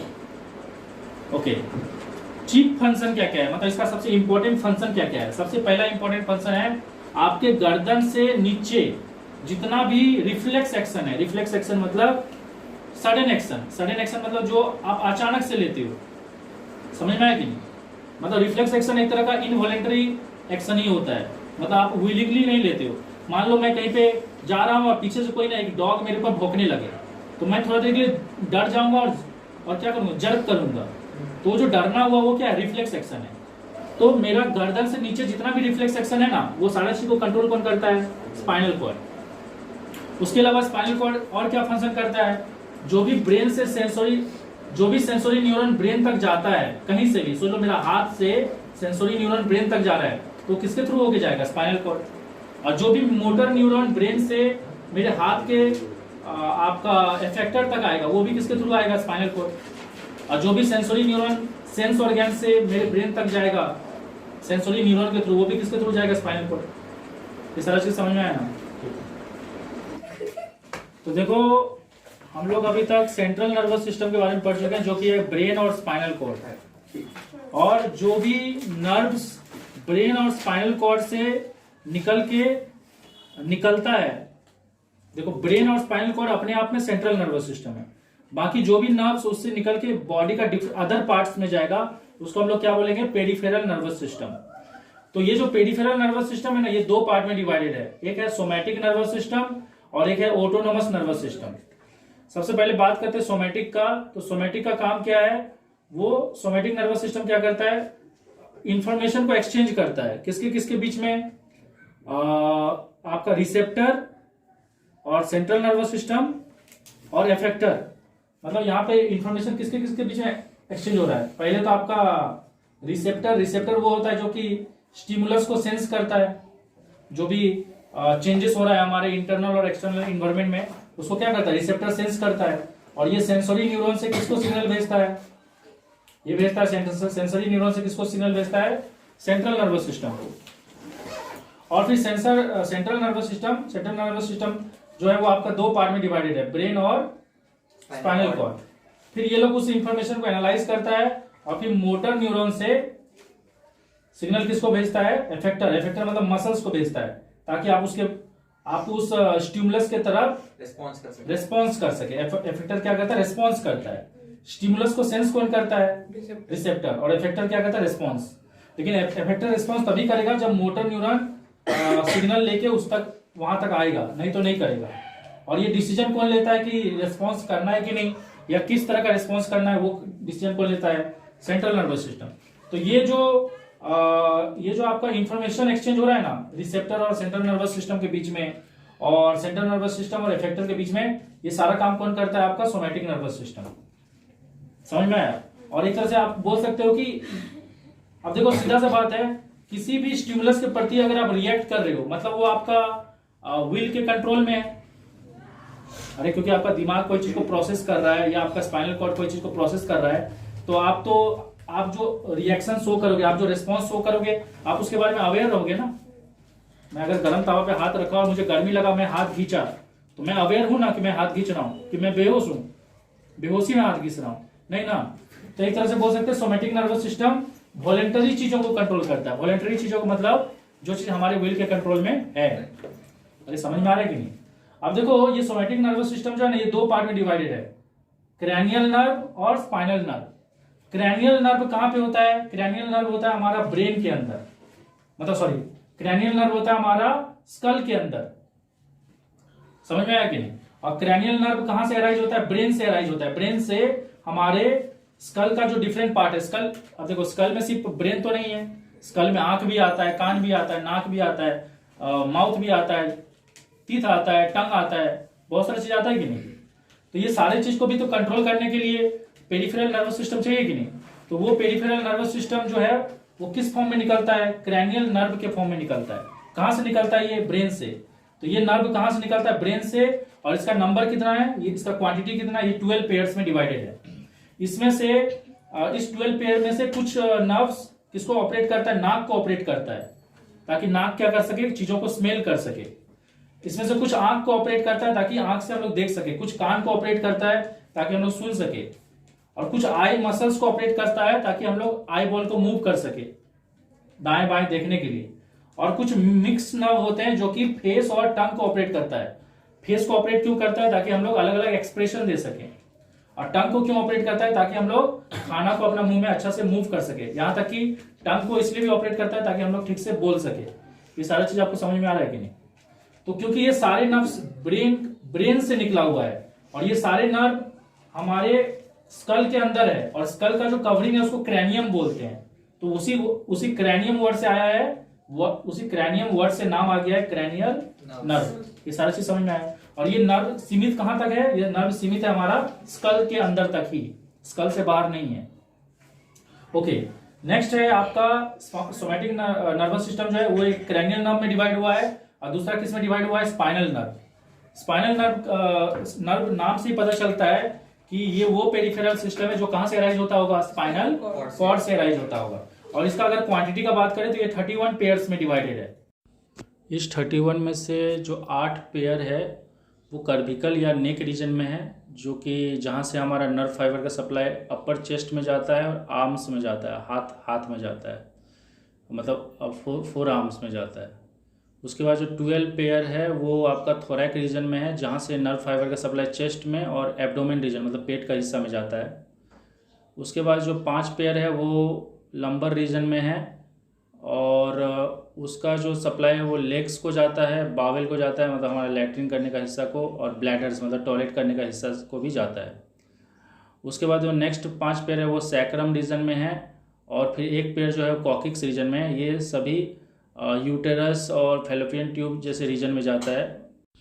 अब ये स्पाइनल नर्व के अंदर सोमैटिक नर्वस सिस्टम का जो न्यूरॉन्स हैं वो भी रहते हैं और ऑटोनोमस नर्वस सिस्टम का जो न्यूरॉन्स है वो भी रहते हैं। मतलब यहाँ पे वो न्यूरॉन्स भी हैं जो कि जिसके हेल्प से हम लोग उन चीज़ों को कंट्रोल कर सकते हैं जो हमारे विल के कंट्रोल में हैं, और यहाँ पे वो न्यूरॉन्स भी हैं जो कि हमारे विल के कंट्रोल में नहीं है, जिसको हमारा ब्रेन ऑटोमेटिकली अपने हिसाब से कंट्रोल करेगा। ऑटोनॉमिक नर्वस सिस्टम जो है वो सेंट्रल नर्वस सिस्टम से बाहर है, मतलब वो ब्रेन से भी बाहर है और स्पाइनल कॉर्ड से भी बाहर है। अगर मैं उसका कनेक्शन का बात करूं तो वो ब्रेन से क्रैनियल नर्व के थ्रू जुड़ा हुआ है और स्पाइनल कॉर्ड से स्पाइनल नर्व के थ्रू जुड़ा हुआ है। अगर मैं ये बात करूं कि वो क्या चीज़ से बना हुआ है, तो आपका जो ऑटोनॉमिक नर्वस सिस्टम है वो चेन ऑफ गैंग्लिया और मोटर नर्व से बना हुआ है। जैसे आप इस डायग्राम में देख भी सकते हो कि मैं इसमें गैंग्लिया को नंबरिंग भी किया हूँ G1 G2 G3 करके, जो कि स्पाइनल कॉर्ड का राइट साइड में भी है और लेफ़्ट साइड में भी है। मतलब जैसा अरेंजमेंट राइट साइड में आपको दिख रहा है वैसा अरेंजमेंट सेम लेफ़्ट साइड में भी है, लेकिन मैंने सिर्फ राइट साइड को बनाया है। और हर गैंग्लिया से आप देख सकते हो मोटर न्यूरॉन जुड़ा हुआ है M1 M2 M3 करके, उसी तरह से लेफ़्ट साइड में भी ऐसी गैंग्लिया से जुड़ा हुआ रहता है। और ये सभी गैंग्लिया फाइनली स्पाइनल नर्व से जुड़ा हुआ है जो कि इसको कनेक्ट करता है स्पाइनल कॉर्ड से। उसी तरह से ब्रेन से भी जो क्रैनियल नर्व निकलता है वो गैंग्लिया से कनेक्ट होता है, चेन ऑफ गैंग्लिया से, और उससे फिर मोटर न्यूरॉन निकलते हैं। और ये सभी उन चीज़ों को कंट्रोल करता है जो हमारे विल के कंट्रोल में नहीं है। इस नर्वस सिस्टम में कोई भी सेंसरी न्यूरॉन नहीं होता है। डायरेक्टली ब्रेन और स्पाइनल कॉर्ड क्या करता है, उन ऑर्गन्स को डायरेक्टली कंट्रोल करता है जो हमारे विल के कंट्रोल में नहीं है। अगर मैं इसका डिस्ट्रीब्यूशन का बात करूं तो ऑटोनोमस नर्वस सिस्टम दो पार्ट में डिवाइडेड है, सिंपैथेटिक नर्वस सिस्टम और पैरासिम्पैथेटिक नर्वस सिस्टम। जिसमें से सिंपैथेटिक नर्वस सिस्टम जो है वो नेक से लेके वेस्ट रीजन तक लाई करता है स्पाइनल कॉर्ड का दोनों साइड। और अगर मैं पैरासिम्पैथेटिक नर्वस सिस्टम की बात करूं तो वो हेड और नेक के एंटीरियर पार्ट, मतलब आगे के पार्ट में लाई करता है, और नीचे के तरफ सैक्रल रीजन में पोस्टीरियर के तरफ, मतलब पोस्टीरियर का मतलब हो गया पीछे की तरफ लाई करता है। तो नेक और हेड रीजन में सामने तरफ, जिधर से आपका चेहरा होता है उधर लाई करता है, और सैक्रल रीजन में पीछे की तरफ, मतलब आपके बुटक की तरफ लाई करता है। तो यहाँ से एक चीज़ क्लियर हो गया कि ऑटोनोमस नर्वस सिस्टम वो पेरिफेरल नर्वस सिस्टम है जो कि गैंग्लिया और मोटर नर्व से बना हुआ है, और इसका उद्देश्य एक ही होता है कि इसके थ्रू ब्रेन और स्पाइनल कॉर्ड बॉडी का उन चीज़ों को कंट्रोल करता है जो हमारे विल के कंट्रोल में नहीं है। जैसे जितने भी ऑर्गन्स होते हैं, जैसे चाहे किडनी हो, लीवर हो, इन सब चीज़ को ऑटोनोमस नर्वस सिस्टम से कंट्रोल किया जाता है। वहीं अगर हम लोग सोमैटिक नर्वस सिस्टम का बात करें तो इसमें सेंसरी न्यूरॉन भी होता है और मोटर न्यूरॉन भी होता है। मतलब इसमें ये हमारे विल के कंट्रोल में होता है। मतलब पहले हमारे स्पाइनल कॉर्ड तक और ब्रेन तक सिग्नल आता है सेंसरी न्यूरॉन से, और फिर ब्रेन उसको एनालाइज करता है, उसके हिसाब से मोटर न्यूरॉन के थ्रू सिग्नल भेजता है ताकि हम लोग उस स्टिमुलस के प्रति जो कि सेंसरी न्यूरॉन से आया है, सेंस ऑर्गन से, उसके तरफ रेस्पॉन्ड कर सके। जैसे कि अगर गलती से आपका हाथ कोई गर्म चीज़ पे रखा जाए तो वो गर्मी है वो एक स्टिमुलस का काम करेगा, और जिसके कारण आपका स्किन क्योंकि एक रिसेप्टर है तो वो उस स्टिमुलस से इलेक्ट्रिकल इम्पल्स पैदा करेगा जो कि आपका सेंसरी न्यूरॉन से स्पाइनल कॉर्ड तक जाएगा, और फिर स्पाइनल कॉर्ड उस चीज़ को एनालाइज करेगा कि वो आपके लिए ख़तरनाक चीज़ है, और उसके हिसाब से वो मोटर न्यूरॉन को के थ्रू सिग्नल भेजेगा आपका मसल्स तक ताकि आप अपना हाथ को वहाँ से हटा लो।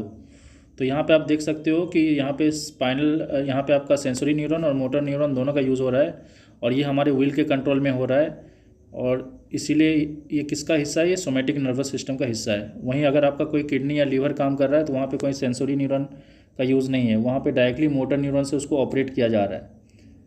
वहाँ पे कोई सेंसरी न्यूरॉन नहीं है कि जो कि हार्ट से सिग्नल भेजेगा और फिर ब्रेन और स्पाइनल कॉर्ड उसको एनालाइज करके फिर हार्ट तक सिग्नल भेजेगा कि हार्ट को चलाना है कि नहीं। ऐसा नहीं है जो ऑटोनोमस नर्वस सिस्टम केस में।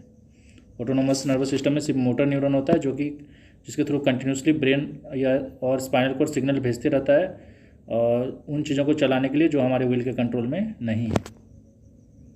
तो देखो अभी हम लोग ऑटोनोमस हम लोग जानते हैं पेरिफेरल नर्वस सिस्टम जो है वो दो पार्ट में डिवाइडेड है, एक है सोमैटिक नर्वस सिस्टम और एक है ऑटोनोमस नर्वस सिस्टम। अब हम लोग पढ़ेंगे कि ऑटोनोमस नर्वस सिस्टम जो है ना वो दो पार्ट में डिवाइडेड है, एक है सिंपैथेटिक और एक है पैरासिम्पैथेटिक।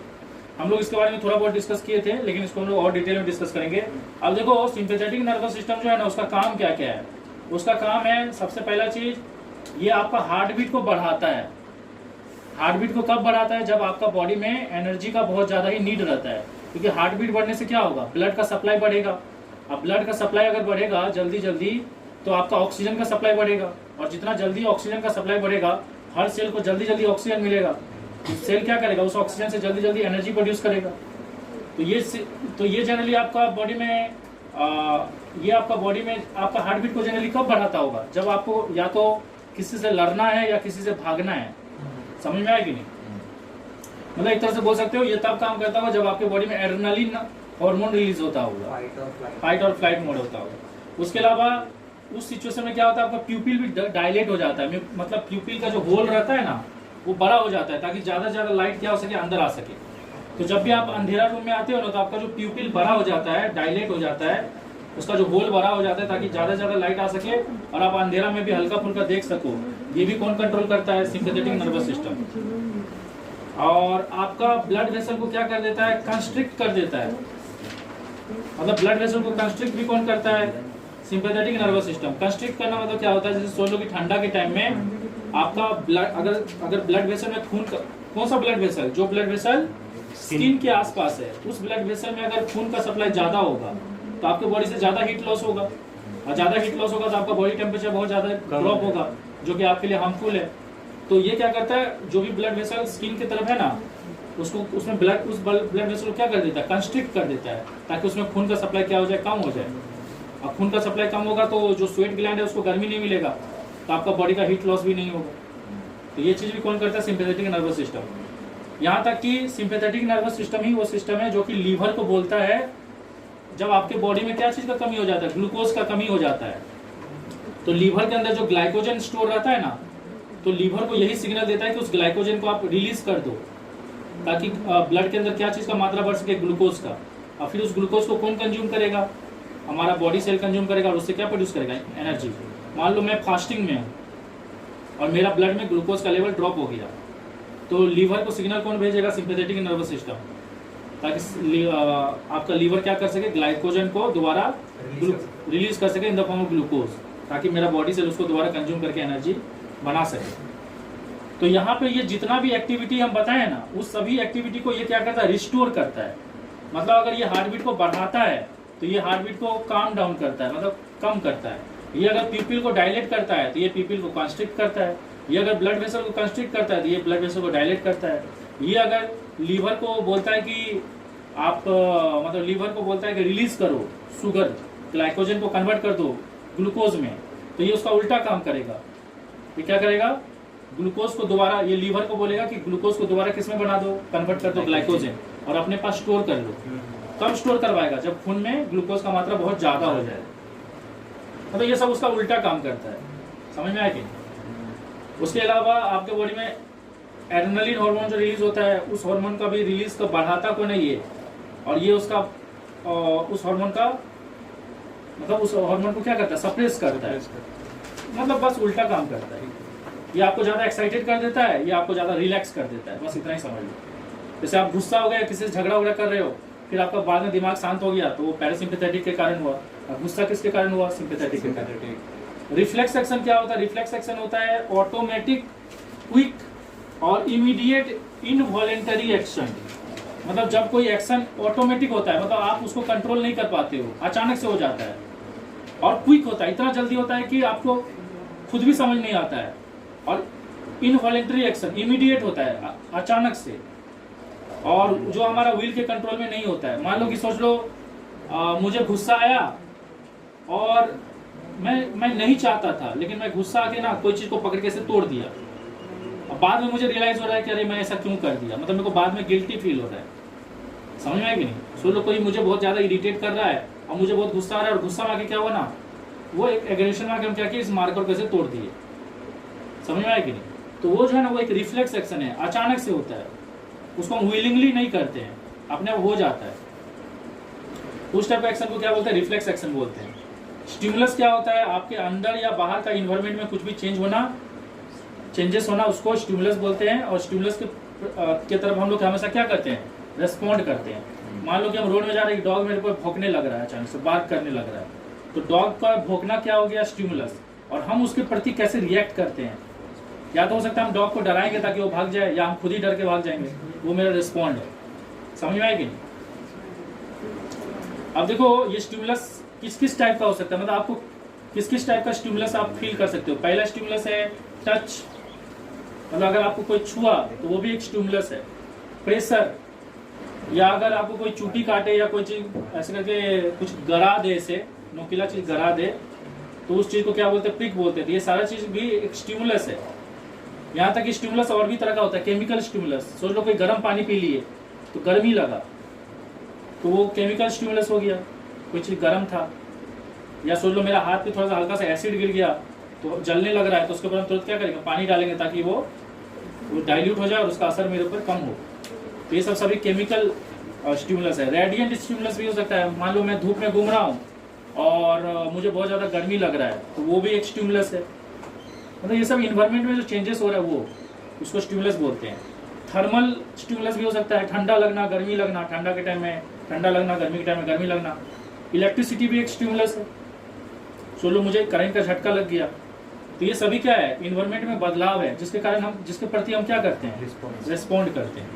अब देखो हमारे बॉडी में दो टाइप का एक्टिविटी हमेशा होता है। एक होता है वॉलेंटरी और एक होता है इनवॉलेंटरी। वॉलेंटरी वो होता है जिसको हम लोग ना विल से कंट्रोल कर सकते हैं, और वॉलेंटरी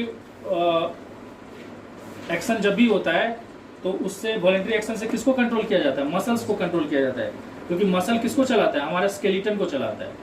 तो आप अपना विल से किसको चला सकते हो? स्केलेटन को चला सकते हो। किसके थ्रू? मसल के थ्रू। और वॉलेंटरी एक्शन जितना भी होता है ना, जो आपके विल से कंट्रोल होता है, वो सभी को कंट्रोल कौन करता है? ब्रेन करता है। वहीं अगर हम लोग इनवॉलेंटरी का बात करें तो इनवॉलेंटरी जो एक्शन होता है, जो हमारे इनवॉलेंटरी एक्शन वो हुआ जो कि हमारे विल के कंट्रोल में नहीं है। मतलब चाहे हम लोग खाना जब खाते हैं तो खाना को निगल लेते हैं, पर आगे का प्रोसेस क्या होगा वो हम लोग को नहीं पता, तो वो इनवॉलेंटरी एक्शन है। उस इनवॉलेंटरी एक्शन को कौन कंट्रोल करता है? उसको ब्रेन भी कंट्रोल कर सकता है, स्पाइनल कॉर्ड भी कंट्रोल कर सकता है, या हमारा ऑटोनोमस नर्वस सिस्टम भी कर सकता है, जैसे कि सिंपैथेटिक और पैरासिम्पैथेटिक, क्योंकि यही दोनों ऑटोनोमस नर्वस सिस्टम है।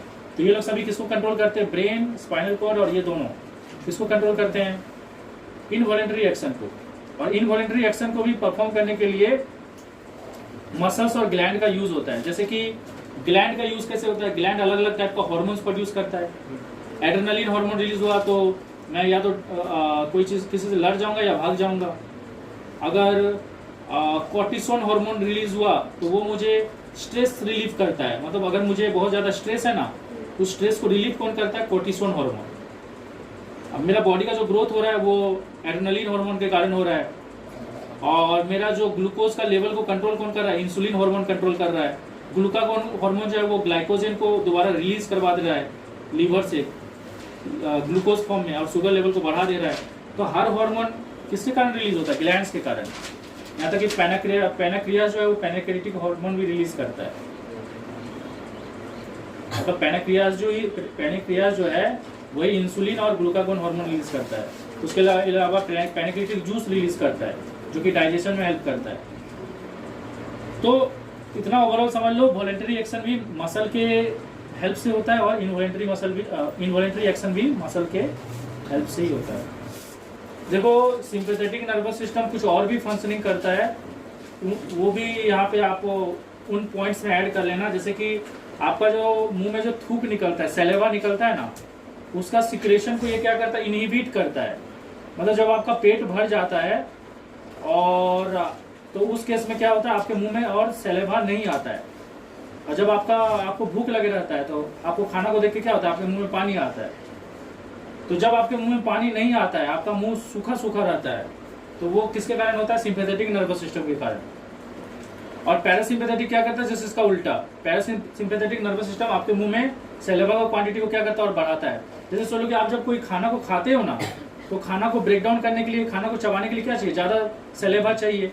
तो ज़्यादा सैलेवा किसके कारण रिलीज होता है? पैरासिम्पैथेटिक नर्वस सिस्टम के कारण। लेकिन जब आप कुछ खाते नहीं रहते हो, जब आपका मुंह खाली रहता है, तब उतना सैलेवा का जरूरत नहीं है। तो तब आपके मुंह में कम सैलेवा प्रोड्यूस होता है, और वो कम सैलेवा किसके कारण प्रोड्यूस होता है? सिंपैथेटिक नर्वस सिस्टम का। मतलब ज़्यादा सैलेवा पैरासिम्पैथेटिक, कम सैलेवा सिंपैथेटिक। उसके अलावा आपका जो आंसू निकलता है ना, तो आंसू जो निकलता है वो अचानक से क्या होता है, बहुत ज़्यादा रोते हैं और आंसू बहुत ज़्यादा ही निकलने लगता है। तो आंसू जो बहुत ज़्यादा निकलता है वो सिंपैथेटिक के कारण होता है, और आंसू जो कम निकलता है ना, मान लो आप रो रहे हो तो आपका सिंपैथेटिक नर्वस सिस्टम एक्टिव है, इसलिए आप रोते जा रहे हो। और जब आप थोड़ा देर बाद चुप हो जाते हो और रोते नहीं हो, तो आंसू निकलना क्या हो जाता है? बंद हो जाता है। तो आंसू निकलना बंद किसके कारण होता है? पैरासिम्पैथेटिक नर्वस सिस्टम के कारण। हर चीज देखो, तुम अगर सिंपैथेटिक को याद रख लिए ना, तो पैरासिम्पैथेटिक क्या होता है? जिसका उल्टा होता है। ये आपका बॉस का क्या लिखे हैं समझ कौन है ना, ये आपका ना इरेक्टर मसल को स्टिमुलेट करता है। आपका स्किन में ना इरेक्टर मसल होता है, वो जब स्टिमुलेट होता है ना, तो आपका हाथ का बाल सब क्या होता है? ऐसे खड़ा हो जाता है। वो जो बोलते हैं गूज बम्प्स, आपको अचानक से ठंडा लगता है, या आप डर जाते हो, या कुछ मजा आ जाता है, इमोशन में कुछ सॉरी आपको कुछ इमोशनल, जब आप थोड़ा इमोशनल हो जाते हो, तो आपका हाथ का बाल सब क्या होता है? खड़ा हो जाता है। ये हाथ को बाल को खड़ा कौन करता है? Erector muscle, ERECTOR, erector muscle. ये आपका स्किन में रहता है, और हेयर को क्या करता है? खड़ा कर देता है। तो वो जो हेयर खड़ा होता है वो भी किसके कारण होता है? सिंपैथेटिक नर्वस सिस्टम के कारण। और जब ये दोबारा ये हेयर नॉर्मल हो जाता है, बेंड हो जाता है, तब ये फिर किसके कारण होता है? पैरासिम्पैथेटिक। अब देखो, रिफ्लेक्स एक्शन हम लोग पढ़ चुके हैं कि जो सडन एक्शन होता है और वो इनवॉलेंट्री एक्शन होता है, मतलब जो आपके विल के कंट्रोल में नहीं होता है। अब देखो, रिफ्लेक्स एक्शन दो टाइप का है, एक है नेचुरल रिफ्लेक्स और एक है कंडीशन रिफ्लेक्स। नेचुरल रिफ्लेक्स वो रिफ्लेक्स एक्शन है जो आपके अंदर जन्म से ही है। मतलब सुन लो, मेरा गोदी में कोई बच्चा है, तो उस बच्चा को अगर मैं चूटी काटूंगा ना, तो उसको दर्द होगा और वो रोएगा। वो नेचुरल रिफ्लेक्स है। समझ में आएगी? ये उसको सिखाया नहीं गया कि बाबू तुमको चूटी काटा जाएगा तो तुम रोना। अरे समझ रहे हो कि नहीं? तो नेचुरल रिफ्लेक्स ना डायरेक्टली कनेक्टेड है स्टिमुलस से। जिस टाइप का स्टिमुलस होगा उस तरह का क्या होगा? रिफ्लेक्स या रिस्पॉन्ड शो करेगा एक ऑर्गेनिज्म। समझ में आएगी? अगर गर्मी लगेगा तो रिस्पॉन्ड करेगा, ठंडा लगेगा तो रिस्पॉन्ड करेगा। ये सभी रिस्पॉन्ड क्या नेचुरल है। कोई आपको कान में आके नहीं बोलेगा कि तुमको ठंडा लग रहा है। यहाँ पे लिखा भी है, withdrawal of hand when prick. अगर सोलो कोई कांटी उटी गर गया तो तुम हाथ को क्या करोगे? खींचोगे। वो हो गया नेचुरल रिफ्लेक्स। ये नहीं कि कांटी गर गया तुम देखोगे क्या हुआ है, ये सब तो अपने आप खींचोगे। ये नेचुरल है। तफ करना, कुछ गला में चले गया, खांस रहे हो, सेलिब्रेशन, मुंह में पानी आ रहा है, ये सब नेचुरल रिफ्लेक्स है। कंडीशन रिफ्लेक्स क्या होता है? कंडीशन रिफ्लेक्स वो होता है जो आप अपने लाइफ टाइम में अपने एक्सपीरियंस से, अपने लर्निंग से सीखते हो। जैसे कि अगर आपको सिखाया जाता है कि आपके क्लास में जब भी टीचर आए तो आपको खड़ा होकर गुड मॉर्निंग बोलना है, ये सब सभी कंडीशन रिफ्लेक्स है, ये नेचुरल रिफ्लेक्स नहीं है। एक बच्चा स्कूल में जब फर्स्ट टाइम गया होगा तो उसको पता नहीं होगा कि ये सब करना है। तो जो चीज़ आप सीखते हो, आपको पहले साइकिल चलाने नहीं आ रहा था और अभी आता है, तो वो कंडीशन रिफ्लेक्स है। तो ये है, ये क्या है? ये आपको डिफरेंट कंडीशन के द्वारा आप क्या होता है? सीखते हो। जैसे मैं एग्जांपल के तौर पे बता रहा हूँ, इसका एग्जांपल के तौर पे आपको मैं बता रहा हूँ पैवलोव एक्सपेरिमेंट। पैवलोव एक्सपेरिमेंट में क्या होता है? एक डॉग रहता है, ठीक है, एक डॉग रहता है। उस डॉग को ना पहले खाना दिया जाता है, ठीक है, और जब भी उसको खाना दिया जाता है ना, तो एक घंटी बजाया जाता है। और सीधा सा बात है, डॉग खाना को देखेगा तो उसका मुंह में क्या आएगा? पानी आएगा। तो हर बार क्या किया जाता है? डॉग को पहले खाना दिया जाता है और डॉग का मुंह में पानी आता है खाना देख के, और जैसे ही डॉग खाना की तरफ बढ़ता है तो बेल बजाया जाता है। ये बार बार किया जाता है। तो एक टाइम क्या होता है ना, डॉग को खाना नहीं दिया जाता है और सिर्फ बेल बजाया जाता है। तो डॉग का दिमाग में क्या बैठ गया है कि बेल बजा मतलब मेरे को खाना मिलेगा। समझ में आया कि? तो बेल जैसी बजाता है तो डॉग का मुंह में पानी आने लगता है और वहां कोई खाना नहीं रहता है। तो ये कंडीशन रिफ्लेक्स है। मतलब डॉग का दिमाग में बैठ गया है कि बेल बजेगा तो खाना मिलेगा। तो वो कंडीशन रिफ्लेक्स है, जिसको पैवलोव एक्सपेरिमेंट बोलते हैं। ये हमारा स्पाइनल कॉर्ड का डायग्राम है, और जो भी रिफ्लेक्स एक्शन होता है वो स्पाइनल कॉर्ड कंट्रोल करता है, ठीक है। रिफ्लेक्स एक्शन जितना भी होता है ना, जो सडन एक्शन होता है उसको कौन कंट्रोल करता है? Spinal cord. और हम लोग जानते हैं स्पाइनल कॉर्ड में व्हाइट मैटर बाहर की तरफ होता है और ग्रे मैटर अंदर की तरफ होता है। और ये देखो ये यहाँ से सेंसरी न्यूरॉन गया आया है और यहाँ से मोटर न्यूरॉन गया है। सेंसरी न्यूरॉन कहाँ से आया? रिसेप्टर से आया है। और मोटर न्यूरॉन कहाँ गया? इफेक्टर तक गया, मतलब मसल्स तक गया है। तो सोच लो जैसे वहाँ पे प्रिक, मतलब एक कांटी क्या हो गया, मेरा स्किन को पेनिट्रेट कर दिया है, तो कांटी का गरना क्या हो गया? स्टिमुलस। फिर सिग्नल आएगा किसके पास? स्पाइनल कॉर्ड के पास। स्पाइनल कॉर्ड सिग्नल किसको भेजेगा? मोटर न्यूरॉन के थ्रू इफेक्टर तक भेजेगा। सेंसरी न्यूरॉन सिग्नल लेके आया, मोटर न्यूरॉन से सिग्नल जाएगा इफेक्टर, मतलब मसल्स तक। हाथ का मसल्स को गया तो हाथ क्या करेगा? इसे खींच लेगा। समझ में आएगी नहीं? तो इस तरह से हमारा रिफ्लेक्स एक्शन काम करता है। ठीक है। और देखो जहाँ पे ये दोनों न्यूरॉन एक दूसरे से जुड़ता है वो हो जाएगा आपका एसोसिएटेड न्यूरॉन। और स्पाइनल कॉर्ड में ना एक होल भी रहता है, क्योंकि हम लोग को पता है ना कि जितना भी सेरिब्रम होता है या सेरिबेलम होता है वो सब क्या होता है? अंदर से होलो होता है। तो इसलिए यहाँ पे भी एक होल होता है और इसको क्या बोलते हैं? इसको बोलते हैं सेंट्रल कैनाल। ठीक है, ये होल है। और अंदर की तरफ क्या है? आपका कॉर्टेक्स है और बाहर की तरफ क्या है? मेडुला है। क्योंकि ये पाइप जैसा रहता है ना, अंदर से होलो रहता है, तो बाहर की तरफ सेरिब्रम में क्या था? बाहर की तरफ कॉर्टेक्स था, अंदर की तरफ मेडुला। इसमें क्या है? बाहर की तरफ मेडुला है और अंदर की तरफ कॉर्टेक्स, और बाकी यहाँ पे होल रहता है, जिसको सेंट्रल कैनाल बोलते हैं।